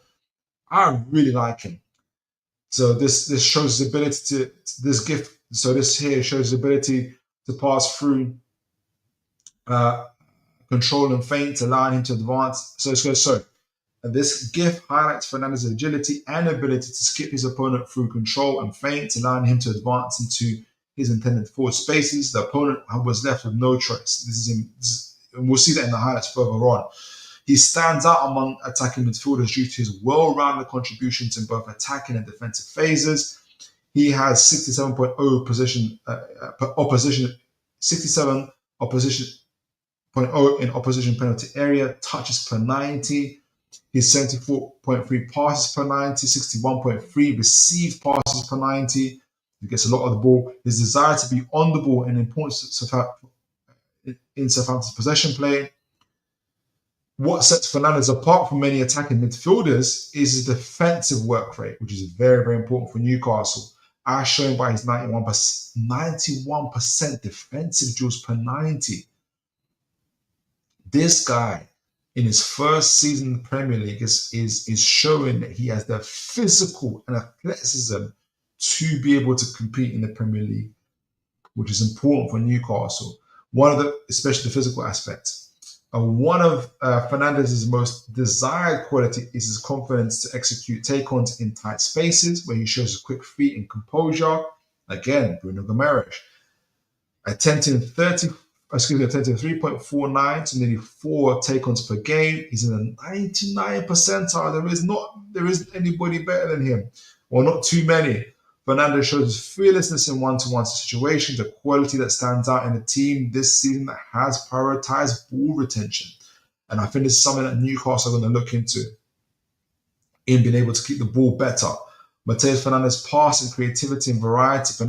Fernandes is not just a carrier, he's also an inventive passer. His bravery with the ball is showing his willingness to attempt challenging forward passes, often threading weight in through balls. He has a variety of pass selections in his locker, from reverse passes and line-breaking balls to clip balls. And you can imagine your Isaks, your Gordons, your Barneses, in Buemo, forget him. These guys are going to love this guy. are going to love having this guy playing behind him. During his loan spell at Estroli, which we've seen, he demonstrated he would have been like, what, 17, 18? He demonstrated his excellent vision with weighted passes, his body positioning cleverly suggested, so you can see him doing that here. Where is it? Is he going to show it? Oh, there it is there. Gets the ball there, receives it. Got two guys looking at him. He lets them get forward a little bit further. And then he just gets the ball over there. Excellent. He out of play, tenacity, a lot of tenacity and work. You've seen in his ability off the ball. He's averaging nearly 3 tackles per game, 84 percentile for that. He's a solid ball winner. He can read the ball, he anticipates movements that allows him to break up attacks. He's an all-action midfielder and can play in the current style of the Premier League. His game still needs refinement. At 20 years old, you would. There is so much scope for a Premier League side to coach and to improve the decision-making and temperament on the ball. In steps Eddie Howe. His well-roundedness makes him a good signing for a patient team. A team that has 3 really good midfielders that could potentially develop into one of the most complete midfielders. Bruno Fernandes. What do you guys think of him? I think he's absolutely incredible, guys. I just think he's a really, really good player. Honestly. Let me show quick highlights on him. We've got a few. Let me just read the chats as well. Adrian Pickett. Aguilar Naya. Very irritating to see Miley missing out so much. And I agree. Adrian Pickett, more brilliant salesmanship, Philip. Let's sign him. Absolutely. And it's easy to sell a player who's this good. Honestly. So let me just show his highlights briefly to you guys. Let me know what you think. But let me know Adrian Pickett. Let me know anybody else. Like, honestly, I want to show his highlights in a minute. But he's just like, he reminds me so much of Bruno Fernandes, guy. And Bruno Gomes. And if he stays with us for another year, being Bruno or 2, you can see Mateus just being able to grow and develop under him. Honestly, guys, and just being that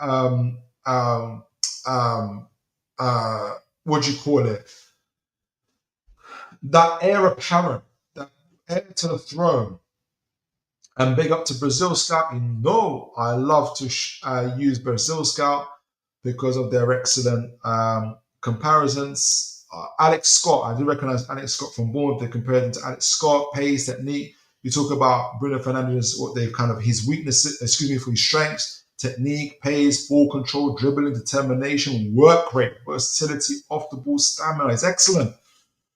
Position CM, Cam, left midfield. People are talking about Joe Linton. Who can be the heir to the throne to Joe Linton? It could be Bruno. It could be Bruno. It could be Mateus. I think of him as Bruno Camarra so much, I even call him Bruno. So let's see him here with Southampton, scoring goals there. This is him in an advanced state. Look at his ability on the ball, able to carry shots, running through them. Oh, my word. He's absolutely phenomenal there.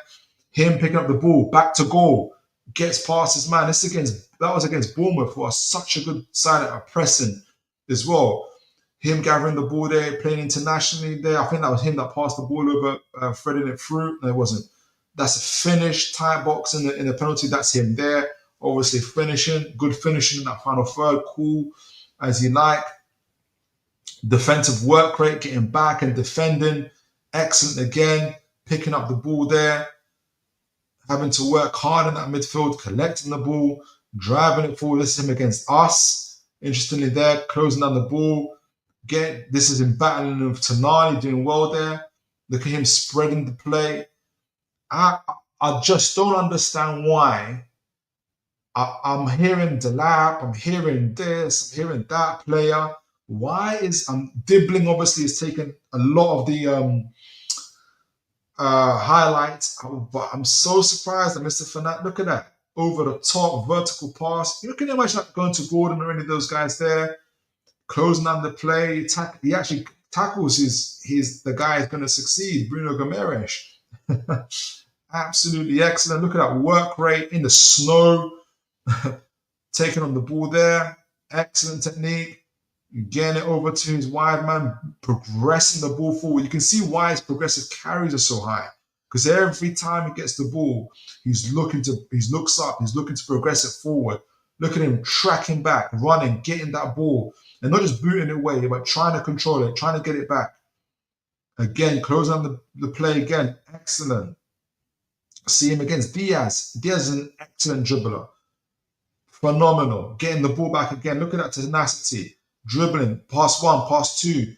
Look at that. Thread the ball. Creating the ball. Unlucky. Super duper unlucky. Guys, I think this young man at 20 years old, first time in the league, he is absolutely incredible. Let me know what you guys say. A lot of people are saying I'm selling him. I'm trying to sell him. Philip could sell you Bebe right now. You know what I did?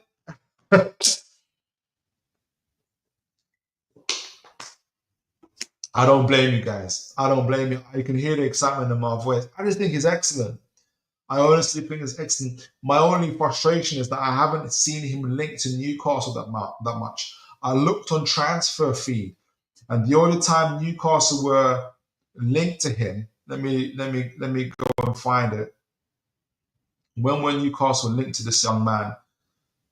It was about what, 50 days ago or something like that. And that's annoying. Let me see quickly before we move on. When will we link to him? Bruno Fernandes. No, we haven't been linked to him. That's so frustrating. I thought we were. We haven't been linked to this young guy. I think it's phenomenal. So price range. He was bought for 50 million euros on transfer market. He was, and that's Adrian Prickett asking for the price range. Let's go back to transfer market. I think he was up for 25 million euros. What's the price range? So 2029. His is it 50 million euros? It can't be 50 million euros.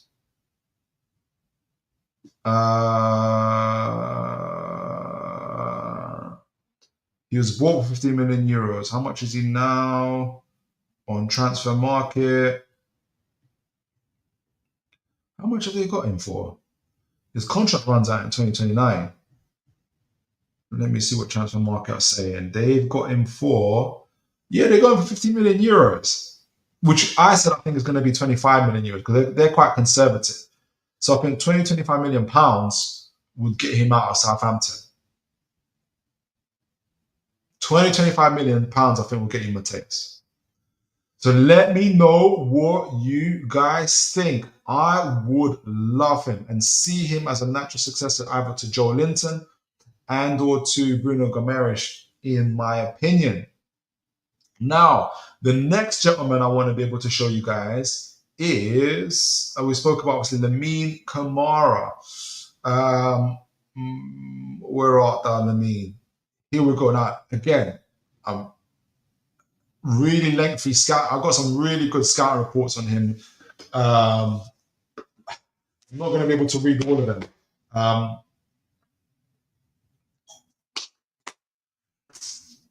But in fact, let me look at his FB ref stats before, because it worked quite well for Fernandes.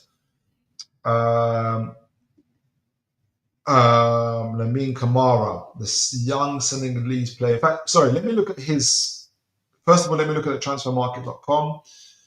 I'm going to go over time a little bit today because we've got some really good players, to be honest. And I don't want to rush it too much. So if you guys can stay with me, it will be superb. Right, so Lamine Camarra, at 21 years of age, plays for Monaco. Come on, here we go. Can you guys see that? Yes, you can. Let me get on Lamine Camarra. 21 years of age, Senegalese international, central midfield also, just like Mateus Fernandes. You can see him in this attacking midfield, central midfield, but can play attacking and defensive midfield, which most midfielders can. Wasserman, his agency, which is interesting. Obviously, Paul Mitchell's old club, AS Monaco. So I'm sure Paul Mitchell will be keeping tabs on him and connecting with his former employers.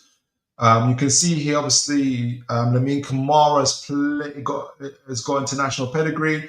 He's playing with the senior squad in Senegal at the moment after playing with the under-20s and under-23s. He's already played 23 games with the senior guys and scored 6 goals.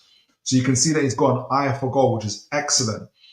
You can see, again, young playing career, just like Mateus. These guys are young, 20, 21-year-olds, coming from Senegal, where he played there before he went to Metz in 2023. And from there, he earned his move to Monaco for 10 million euros. So 15 million euros. So roughly like 10, 12 million pounds, which is good. So this season, again, speaking of minutes, he has played 2,500 minutes for Monaco, 1,800 minutes in Ligue 1, with Champions League experience, played 9 games in the Champions League. And this is the sort of, again, 1 game in Coupe de France. And this is the type of minutes and experience that I would like Miley to have, which is excellent for Lamine Camarra. So let's learn a little bit more about Lamine Camarra. Let's get his stats. Oh, I've got a chat there. Is it Onaya? I'm sold on him. I think you might be talking about Mateus, right? The tenacity coupled with the technique. He has matches our midfielders exactly. Hold on, Onaya, you support Arsenal, don't you? You mean our midfield? Do you mean for Arsenal or do you mean for Newcastle? Oh no, so that's not you, Onaya. Sorry, I'm thinking of Robojog. Apologies, Onaya. Sorry. That's Robojog. Yes, I do believe Mateus absolutely goes into our midfield seamlessly, and I can see him having a good partnership with what's his name, with Miley as well, and possibly with Lamine Camarra. 21-year-old Lamine Camarra. Make sure you guys can see that. Can you see that? Yes, you can. With 21-year-old Lamine Camarra, 173 centimeters tall. So he's even a little bit short, 5'8", 5'9". I find that hard to believe. So he is quite small, quite compact player as well. But he's been compared to, if you can see here, the players that he's been compared to, a lot of them who I know a little bit better. Make sure you guys can see that you can. So the first person who statistically is being compared to is Yuri Tillemans. I don't mind that at all. And Ryan Christie from Bournemouth as well there. Anybody else I recognize? And Pierre Højbjerg from Marseille. Very interesting comparisons there. So let's look at his strengths. So he looks a bit more creative compared to. No, Mateus is creative as well. So if you look at his assists, 88 percentile for assists. That's pretty good. 86 percentile for expected assists. Excellent. Shot creating action, 79 percentile. So he's making things happen. Progressive pass, 68 percentile. A little bit lower than Mateus, but again, the different players. Tackles, 79 percentile. Interceptions, 81 percentile. So that shows to me he's got positional intelligence and tactical awareness to be that high in terms of his interceptions, to be able to intercept passes that way shows that he is a man who has game intelligence, which again is something that we need. And very similar to Lewis Miley, who has very, very good footballing IQ, game intelligence, in my opinion. What's the other stats that we've got here for him? We'll do it per 90 because it helps. I've got the complete. Here we go. Yes. Here we go. Shooting, shots from free kicks. So he's taking their free kicks, 87 percentile. So he's probably got decent quality on the ball. Hence why he takes the free kicks. Passes completed, 71 percentile. Passes attempted, 77 percentile. So he's more or less getting, most of his passes off. Total passing distance, 81 percentile. Progressive passing distance, 81 percentile. Progressive passer. Medium passes completed, 78, 79 percentile there. Some really good stuff. Pass completion percentage. Medium pass. What does that mean? Oh, between 15 and 30 yards. So most of his part. So he's more of a short distance passer. He does a little bit better with low up. So 15 passes between 15 and 30. That's not short to medium. Minimum 30 minutes play per squad in quality as elite. I don't know what that means. I'm not going to talk about it. Passes completed are long. 92 percentile. Excellent. He attempts 91 percentile, but he completes 92 percentile. That's interesting. We talked about his assists, passing to the final third, 73 percentile. So he's looking to be quite progressive. Pass types, dead ball passes. So it looks like he takes their free kicks as well. Monaco's 88 percentile. Crosses, 91 percentile. Corner kicks, so he's taking their corner kicks, 95 percentile. In-swing corners and out-swing corners, he takes them, 94, 95 percentile. So he's got real quality on the ball. Goal and shot creating actions from dead ball passes, 95 percentile. Excellent. Goal creating actions. So that's essentially the two offensive actions directly leading to a goal, such as passes. So 91 percentile where his actions, his offensive actions are leading to goals. So such as passes, take-ons, and drawing fouls, which is excellent. Goal creating actions, so from dead ball situations that lead to goals like free kicks, 97 percentile. He's a creative guy. Now defensively, for tackles 79 percentile, 82 percentile. Mid or defensive part of the field, tackles that are made, 77 percentile. Middle part of the field, 82 percentile.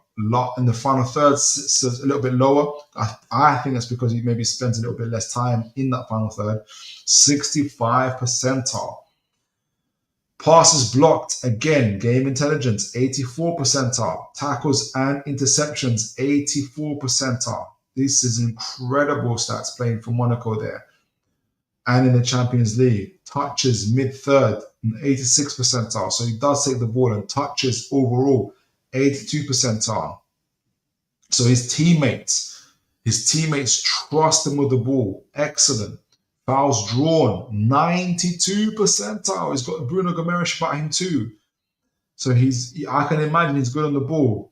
Crosses, 91. Interceptions, we talked about that. Ball recoveries. Number of loose balls recovered is at 96 percentile. He is an absolute workhorse. Really good work ethic. So he's so off the ball, on the ball, excellent. Technical ability. Seems to be a bit of a dead ball specialist as well for them. Interceptions shows his game intelligence. And this is in a real kind of first kind of breakout season, Champions League games, playing for Monaco in the league as well. 2,500 minutes. Excellent. So there's a lot to like about Lamine Camarra. Let's have a look. And I wish, because it's a really comprehensive, where is it? I've got a really comprehensive scouting report, which because of time, I'm going to have to skip for some of it, but I do encourage you guys to read it in more detail, because this is from Anthony Scouts. I follow him on LinkedIn. Anthony on a FIDE.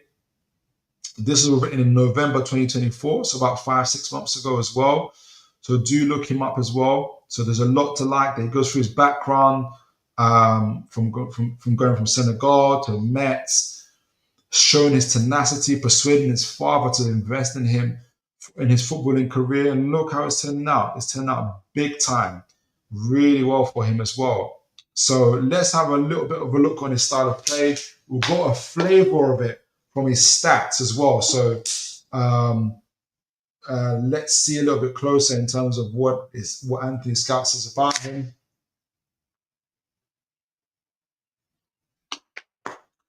And for the folks that are wondering, we're going to go about for another 30 minutes or so. So if you guys can stick with me, please do. it would be great to have you. So, because I just think these young players are so exciting as well. It's hard to just, I want to do them justice. So, style of play. Camarra he's a well-rounded and sophisticated player, showcasing the level of completeness in his game. We've seen that in his stats. Often hard to find among athletes his age. And we'll look at the highlights in a moment. He's incredibly versatile, capable of performing roles as combative 6 in a pivot. So you can play that Tonali role, a swashbuckling and dynamic 8, whether it's Joe Linton or Bruno, and as a creative and imaginative outlet in the same role. And we've seen that through his passing stats, his crossing, his dead ball situations, his shot creating actions.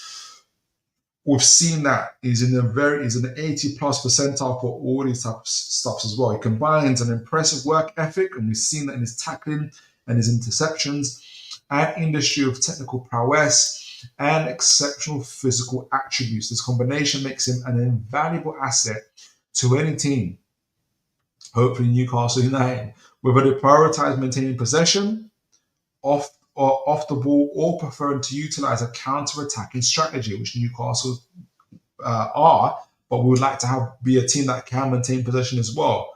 And it's going to take players like Camarra, like Mateus Fernandes as well, to help us become even, and Miley to be those type of players as well.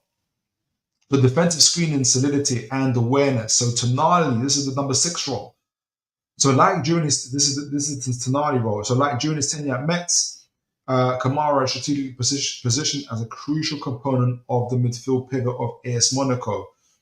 So the same thing he done at Monaco is the same thing he done at Metz as well.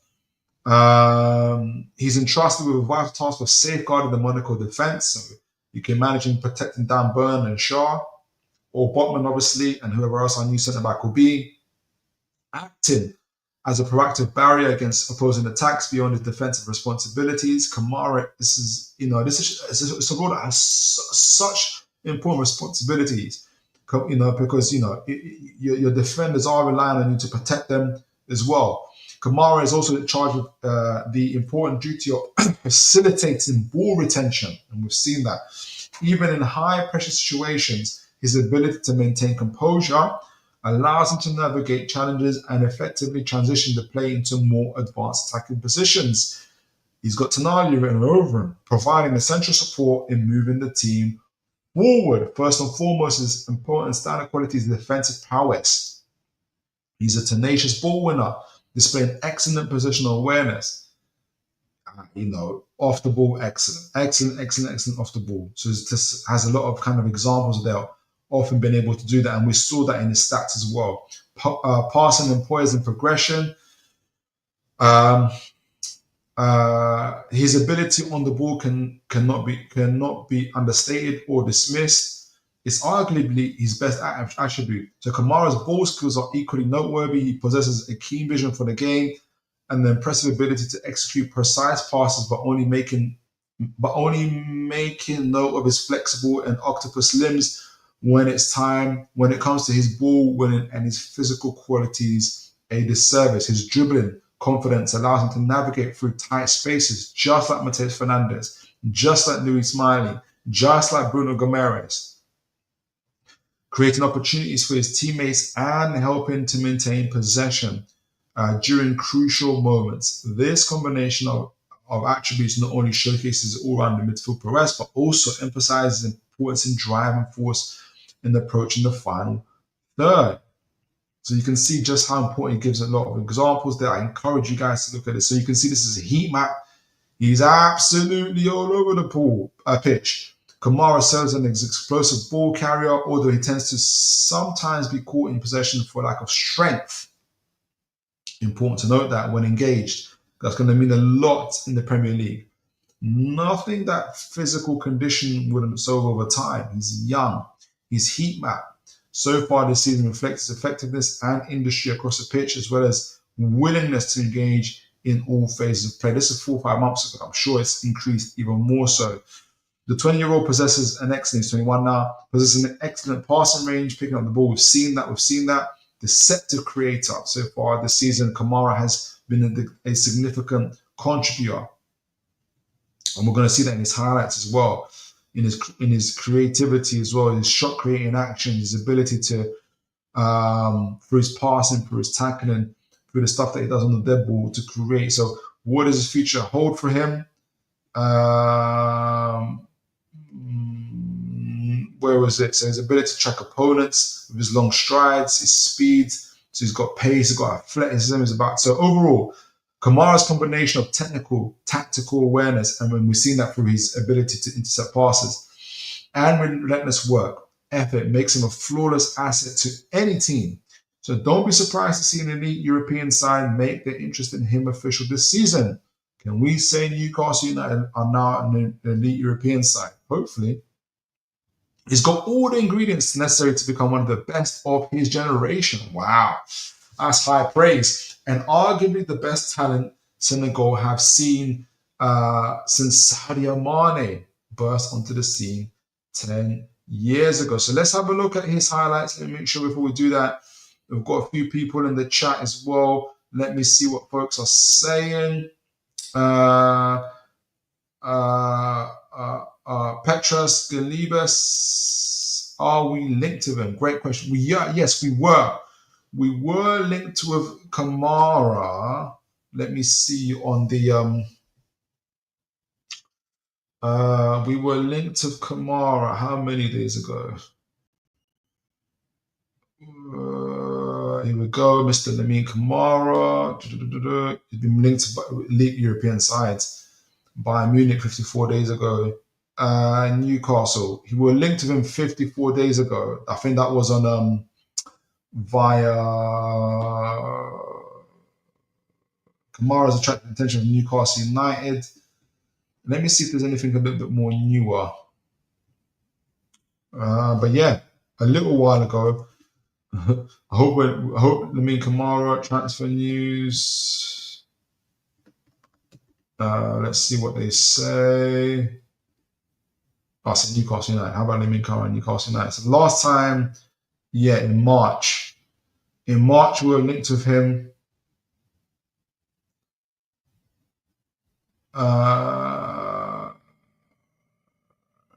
But nothing new since then. Nothing new since then. Let me get back to his scouting report. Where was his scouting report? It's not this one. Where are you? Yeah, here we go. All right, you've seen the chat what you guys are saying. So I hope that answers your question, Petra. So in March, sometime in March, we were linked to him. Longstaff replacement. Yeah, that's what I'm saying. So I think Longstaff's going to be sold this season. So we're going to need to add somebody as well. So possibly Paul Mitchell would definitely know him. That's for sure. Exactly. That's exactly what I'm hoping for. Good call there, Petras. Onaya, is that euros or sterling? Remind me for what? Is that for the price for Camarra? So Camarra is valued at, where are you? Camarra, this is in euros. He's valued at 20 million euros on transfer market. I would suggest, I always put 10 million pounds on for transfer market because that's what you see players tend to get sold for a little bit more. So I would say that maybe 35 million pounds sterling could probably, that's what I would suggest, that will probably get you Camarra. Is it worth it? Let me know, Naya. Do you think that money's worth it for Camarra? Petras, looks like a perfect, exactly. Looks like a perfect Eddie Howe signing. I agree. Get Camarra and Fernandes, sell Longstaff and Willock. Well, and Petra's like, I'm agreed. The guys, let me know. Do you think Willock stays? Let me know. Do you think Willock stays, or do you think he's actually up for sale? Like, we just don't know about it. But whilst you guys are figuring that out and sending your views, sending your opinions, please do remember to like, share, and subscribe. I never say it's enough, but please do remember to like, share, and subscribe, folks. Let's have look at some of Camarra's. Let me see if we've got more recent Camarra highlights. If Brazil scouts got it. I know there's some on the thing, actually.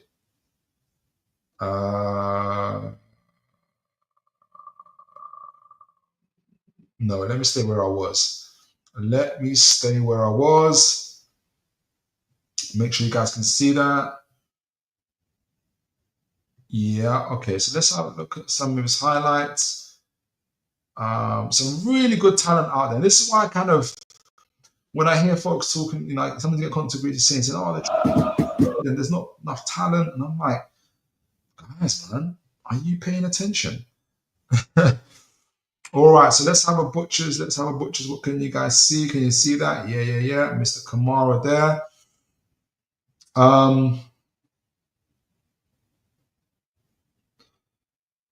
Wow. So he's got a good, that's him taking the ball there. You've seen that. His ability, really good call there. Top bins there. First time shot, good call. On the edge of the D as well. Good. So you can see him always being in the penalty box as well, which is good to see. This is him carrying the ball. Look at that. Over the top. Wow, that was naughty. And you can look at that, driving with the ball, getting it off as well. That's him playing against PSG, by the way. As well. You can see he's about 5'9", 5'10", carrying the ball. He's got really good progressive carries. I think he's in the 80% off of that. This is him again, passing as well. Good spread of play, which we need. Can you imagine him and Fernandes and Miley together? Ooh. Driving again with the ball. He is slight. I'm not, and it was noted by Anthony Scouts that this guy's a bit small. He can get brushed off the ball a little bit, but that's nothing that conditioning can't deal with. So it's interesting to see that he's, and you know what, Newcastle United, we look at Lewis Miley. He's not so wiry anymore. He's well built, and we know we can do that in Newcastle as well. That's him tracking back. Good anticipation there. Look at him, taking the ball off the opponent's feet like that. Lovely little feint there, getting past the midfielder. Again, you can see him excellent. He's always got this kind of when you see the tackling highlights, you can always see him kind of getting on, like anticipating what the opponent's going to do before getting it off him. Good reception in the final third. Dragging it. Was that him scoring there? Lovely take on first touch, bottom corner. So he's got that ability to, and you can see why his assist is quite high as well. I know that he scored there, but he spends a lot of time in that final third. Again, dribbling good. Not afraid to get past players and create space for others. You can see why he draws a lot of fouls as well. He loves to get the ball over the people. It's not the ball over people's heads as well. Draws lots of fouls, just like Mateus Fernandes does. Really nice talent. Really look at that. Good tackling as well. And you can see that once he gets a bit more built, a little bit more conditioning and strength, he's going to be an absolute powerhouse. Composed there on the ball. Whips it in. Lovely ball there. Lots of creative side actions to him. Look at that. Composure. Not panicking. Takes on the ball. Drives with it. Passes it. Lovely stuff. Guys. Let me know what you guys think of Mr. Camarra. So let me read the chats, and I think he's an excellent talent. I think he is a superb talent. Let me know. Him and Fernandes, absolutely superb talent. Onaya is, let me get a drink of water.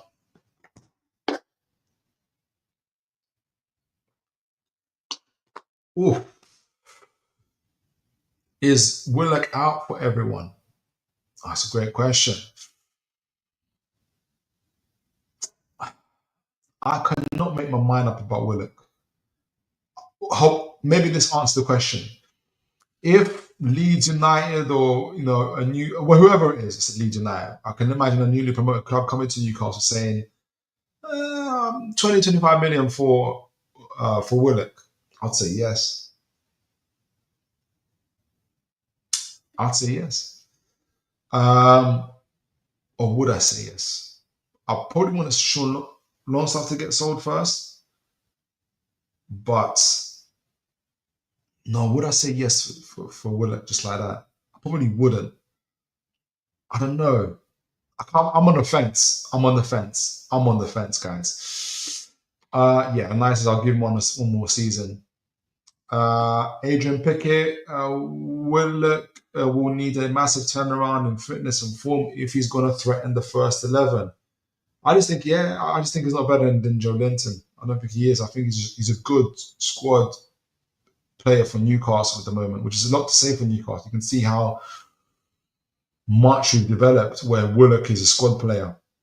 I remember when he first came in our relegation season, he saved it from relegation with like 8 goals in 8 games or something. Petros Galibus, I think for sure worth it. 21 years of age, right? Camarra's 21, Mateus Fernandes is 20. And I'll check in a moment how old Miley is. I think he's 19, 18. Petros Galibus, Walcott will stay to play in the cup games. Yeah, I can see him staying. But answer me this: if someone comes in with like a 20 to 30 million pound offer for Willock, are you guys, for those that want Willock to stay or don't mind him staying, if an offer between 20 to 30 million comes, would you keep him? Let me know. Petros Galibus, what about striker options? Also, do you think we need 1 or 2 centre backs? So we are looking at Delap. I did a scouting profile on him a few weeks ago. Do check that out. I'll probably look at strike options, if not next show, in a couple of shows' time. But yeah, Delap and Mega also from Strasbourg is being mentioned as well. So a couple guys. Also, do you think we need 1 or 2 centre backs? I think we're looking at 1 centre back, a right centre back. It'll probably be between Gehi, Chow, or Malik Thao, as you guys know him, but his surname is pronounced Chow. So those type of players. So yeah, I think we're going to get 1 right centre back. That's been the main position that's been constantly leaked to the press. Kante was even smaller. And you mentioned Kante for Camarra, and I forgot to say it, Petros. Thank you for reminding me. He was compared to Kante in one of the scouting reports. So that's a good call there, Petros. Really good call. Adrian, 2 centre backs for me. Okay, yeah. You want a little bit more from that side as well. Possibly. What kind of centre back would you want, Adrian? Let me know. Petros, I also think we need 2. Botman had injuries and Shaw is lacking pace and defensive stability. I understand that, but I just think, I don't know if PSR-wise will be able to do that, to be honest. I'll be a little bit surprised. Petros, I would take Trafford and 10 million from Burnley and give them Pope and Willock. Wow. So I would take Trafford and 10 million from Burnley. Oh my word! So that's a lot of money we're giving away there. I think Burnley are like the winners there in that deal. Is that because you think it's a good deal, or you really don't like Willock? I don't know. Let me know. Whoa, Joe, good to see you, sir. God bless you. Damn, forgot your show is on today. What did I miss? So we did a preview for the Ipswich, for the Ipswich game, and we did a. This is the part 2 of my program on Tuesday around Lewis Miley in the future. But in this show, we looked at the profiles of Lamine Camarra, and which we're looking at now, and previously Mateus Fernandes from Southampton. Just seeing what incredible midfielders they are, and would they, if we were to sell Sean Longstaff, possibly even, I think we are selling Sean Longstaff, but possibly even Willock, would these guys be suitable for Newcastle? And so far from what I'm getting in the chat, Jog, is that yes. These are good players. These would be great in our team. Naya, but good to see you, Jog. God bless you, sir. Naya, I like the look of Camarra, but Prem midfielders would eat him alive. And that's why it's good to. This is why we're talking about development. right? That's why he wouldn't start for us anyway. But what great players to have in front of him: Tonali, Bruno, Joe Linton, for him to learn, to grow, and not only just in experience and everything else, but physically as well. It gives him that time, gives him that experience. So yeah, and he probably needs to feel that, and maybe that's why I'm maybe a little bit more impressed by Mateus Fernandes, who has incredible physical stats in his first year in the Premier League, Unaya as well. So yeah, great point there. Petras, Philip Cunha or Camarra for you? Only could choose one. The different positions though, Petras, that's the only thing. Are you saying they're different positions? So yes, Cunha can play in the attacking midfield as a number 10, and people he will be playing as number 10 for Man United should he go there. But for us, it'd be playing across the front three. Kamara is a different player. He plays in the 6 and the 8, although he has attacking qualities, but he's in a 6 and an 8 type of player who's good on the ball and is physically good off the ball as well. So I couldn't match them that way, Petra. So you'd have to. Are you telling me in terms of priority of position? If do let me know, and I'll think about it. If you mean like position wise, which one would you take? Petros would love a pace. Yes, please. Would love a pace centre back. Bobby Fairview. Does Newcastle have a women's team that you can sell to the PIF for 200 million? We have a good women's team that's growing. But if Newcastle do it, there's going to be apps. There's going to be like they're going to be talking about in Parliament, Houses of Parliament. But yes, I appreciate that, Bobby. So we've got more money to get those players, isn't it? Adrian Pickett, I'd envision the second centre back being a youngish prospect, maybe one who could cover a fullback position. Yeah, especially the left back position. I know what you mean, because I think we're going to sell Target. Petras, I mean, they want something like 30 for Trafford. I think that deal's already done, and I reckon it's between 20 and 25 million. If it ends up being for 30, then it makes sense what you're saying. It makes why you're saying Pope or whatnot. So I understand, but I think we'll get it for between 20 and 25 million for Trafford.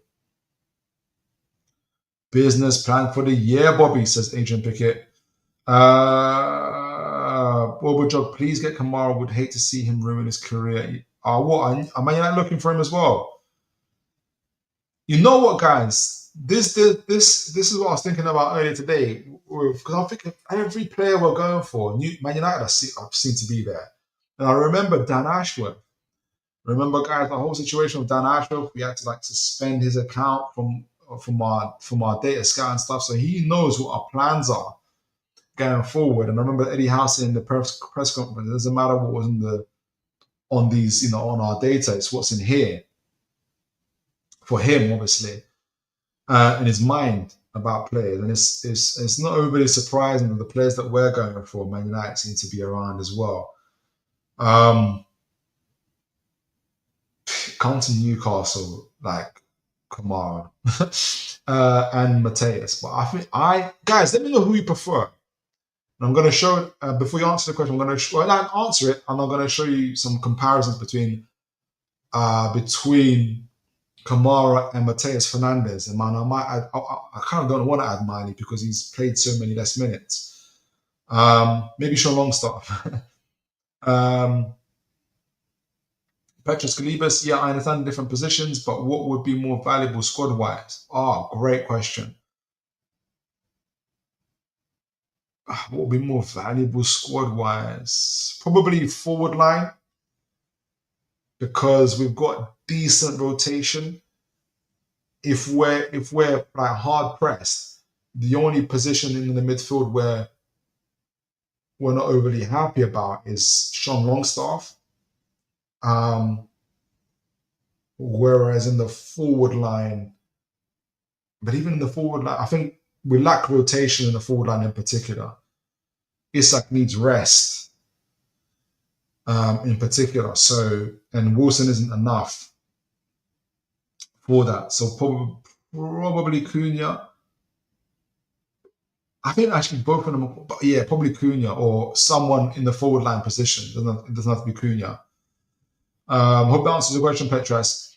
Bobby Fairview is talking to you guys, talking about yourselves there. Robojog, yeah, I saw a couple of links of him and Man United. I can't say, I'm not, the only United I know is Newcastle United. Yeah, I saw a couple of links of him and Man United. He's a profile they need. They do. They lack a lot of pace and power, which he has in abundance. Mainu or Agate can't play that role. Yes. Yeah. So, and I can see why they're going for it. Yeah, Adrian Pickett, yes, Bobby, I'd love to, but I'm inclined to agree with Philip that we'd get hammered for it. Yeah, we would. for selling the women's team, yeah, yeah, absolutely. All right, so guys, I'm gonna do my final bit of like comparisons. I was gonna have a player, another midfielder who's been linked absolutely recently to us. If you guys want me to talk about the player, then let me know. If I get 5 yeses, I will do the bonus player. Otherwise, I will close the show. But in the meantime, let me share with you guys let me go on Squawker and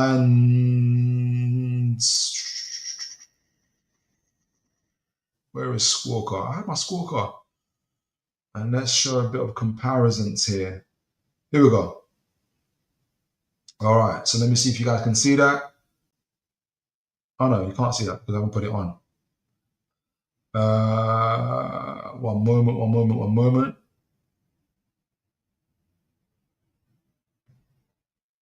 And let me put it up. Here we go. All right, so I've lined up Mateus and Lamine Camarra next to each other. And once we do that comparison, I'm going to include Miley, but I'll probably do Miley from last season when he played more minutes. But he was even younger then. So I feel like comparing Miley to these guys at the moment, when they're 2021, is not a fair comparison. So I kind of want to avoid doing that. So I might compare instead Sean Longstaff. But let's look at it anyway. Let me just get a drink of water first.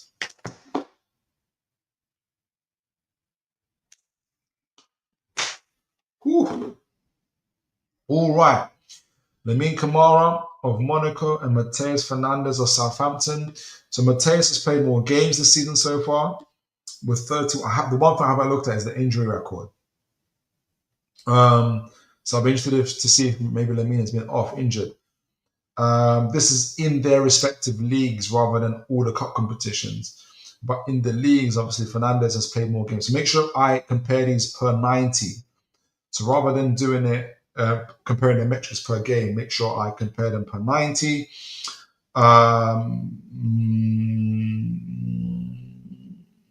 Mateus had more starts.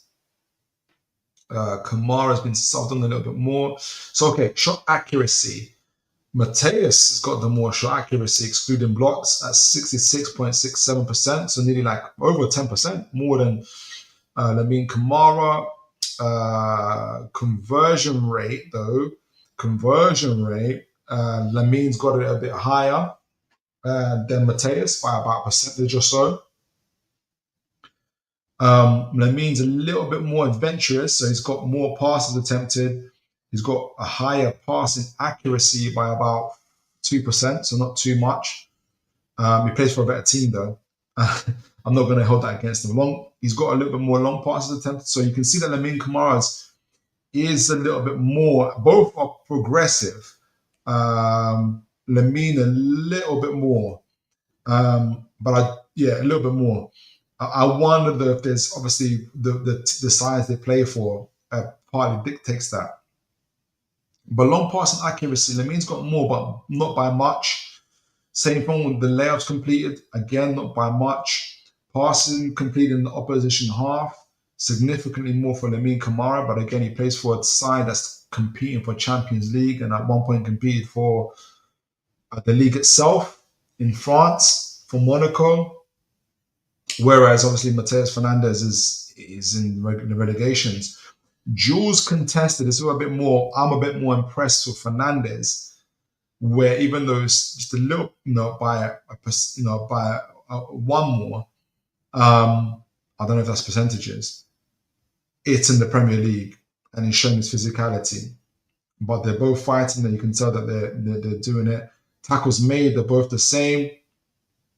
So they both got that kind of work ethic off the ball. Take on success percentages. Lamine Camarra, 63%. Mateus Fernandes, I thought would be a bit higher. It's at 50%. So Lamine's even better at it. He's a lot better also in aerial duels, even though he's shorter than Mateus, which is interesting. Ground duel success, they're very, very even about that. But Camarra nicks that a little bit more. Again, good, interesting to see. But I wonder how that would look if Camarra was in the Premier League. Clearances and interceptions, Camarra is leading the way there.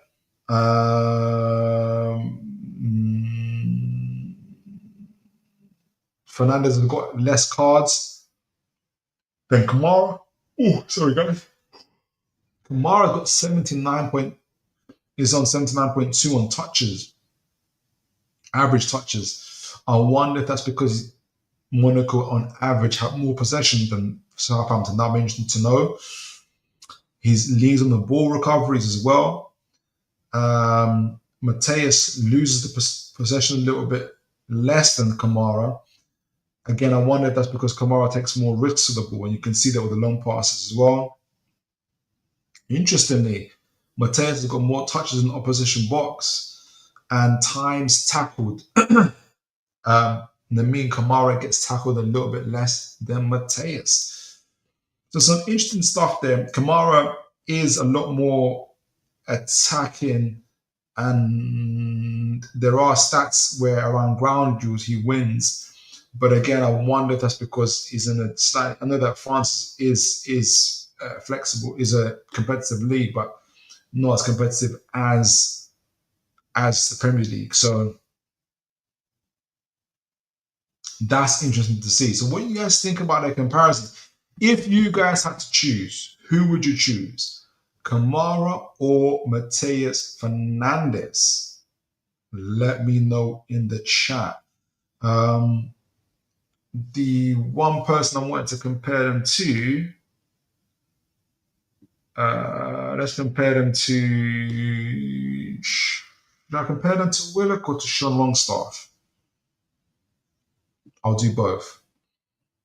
Got a little bit. No, I'll do Longstaff.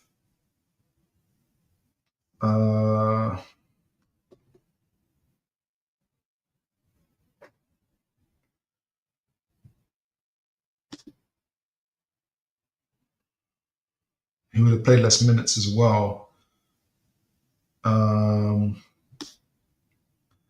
Per 90, 24 games, subbed on mainly. It doesn't compare to them in conversion rates, passing attempts. It's a difficult one because it's not a fair comparison. He hasn't played that many. But yeah, aerial duels, ground duels, they seem to be beating him. I'm more interested to see Fernandes next to him because Fernandes, obviously, they play in the same league, but Fernandes is getting more than shots. Touches in the opposition box. Sean would have it more playing for Newcastle. Yeah, a lot of low stats. We can't really compare. But yeah, guys, let me know what you guys think. So finally, this is my vision for the future. For these guys, Lamine, Fernandes, and Miley in that midfield would be something to behold. Let me know what you guys think. All right, so let's conclude the show. No, Adrian, I wasn't gonna look at KDB. I was gonna look at Mateus Guendouzi. He was mentioned in the last couple of days, and so he's a little bit older than these guys. He's about 25, 26. So yeah, I was going to talk about him. Wobajog might do next show. Wobajog, yes, I got the one. Yes, that was only one though. Adam Wharton should be comparable to them. Yeah, it would be. Yeah, he would be. I'll look at it. I'll think about it for next time. Remind me, Wobajog. Or Belieber. That's a good one. He's fantastic. Adrian Pickett, Fernandes. Oh, so Adrian Pickett, Fernandes for you. Okay, excellent. And Unai Fernandes for me. Okay, interesting. So you guys choose Fernandes. I'm probably leaning towards Fernandes as well because we know he can do it in the Premier League. At 20 years old, you can literally see that. Oh yeah, next step for you is a better club, essentially. So all right, guys, we have talked. We did the match preview for the Ipswich game. Excuse me. Ipswich's metrics in most areas are really below Newcastle's. And we looked at their match analysis as well. They're very vulnerable in the transitions. They're lacking in their athleticism as well, which is the reason why they're weak in their transitions as well as positioning and everything else. And Newcastle can really capitalize on that. And that's why I felt that putting on Gordon and Barnes together alongside Isak would help us. But I also think even if they put up a low block, the Ipswich players are lacking a lot of defensive resilience and sharpness to be able to deal with our attack, especially if we do overloads on the right or the left-handed side. My final prediction for that game was 4-0. Some of you were saying 2-0. Some of you were saying 3-1, 4-1. I can see us conceding a goal sometimes as well because we do, but a 4-0 clean sheet will be impressive for me. Now with Eddie Howe coming back, us chasing Champions League, it's a home game. The atmosphere will be insane, even at a 3 o'clock kickoff. But we did a part 2 also on the back of the show we did on Tuesday. Where we talked about, is Lewis Miley the future for Newcastle United? He indeed is. And we compared him to, and we talked about the other futures of our midfield, that being Lamine Camarra and Mateus Fernandes. Incredible talents. And maybe this could be something what the Newcastle's midfield could morph into in the future. We really have an incredible midfield already.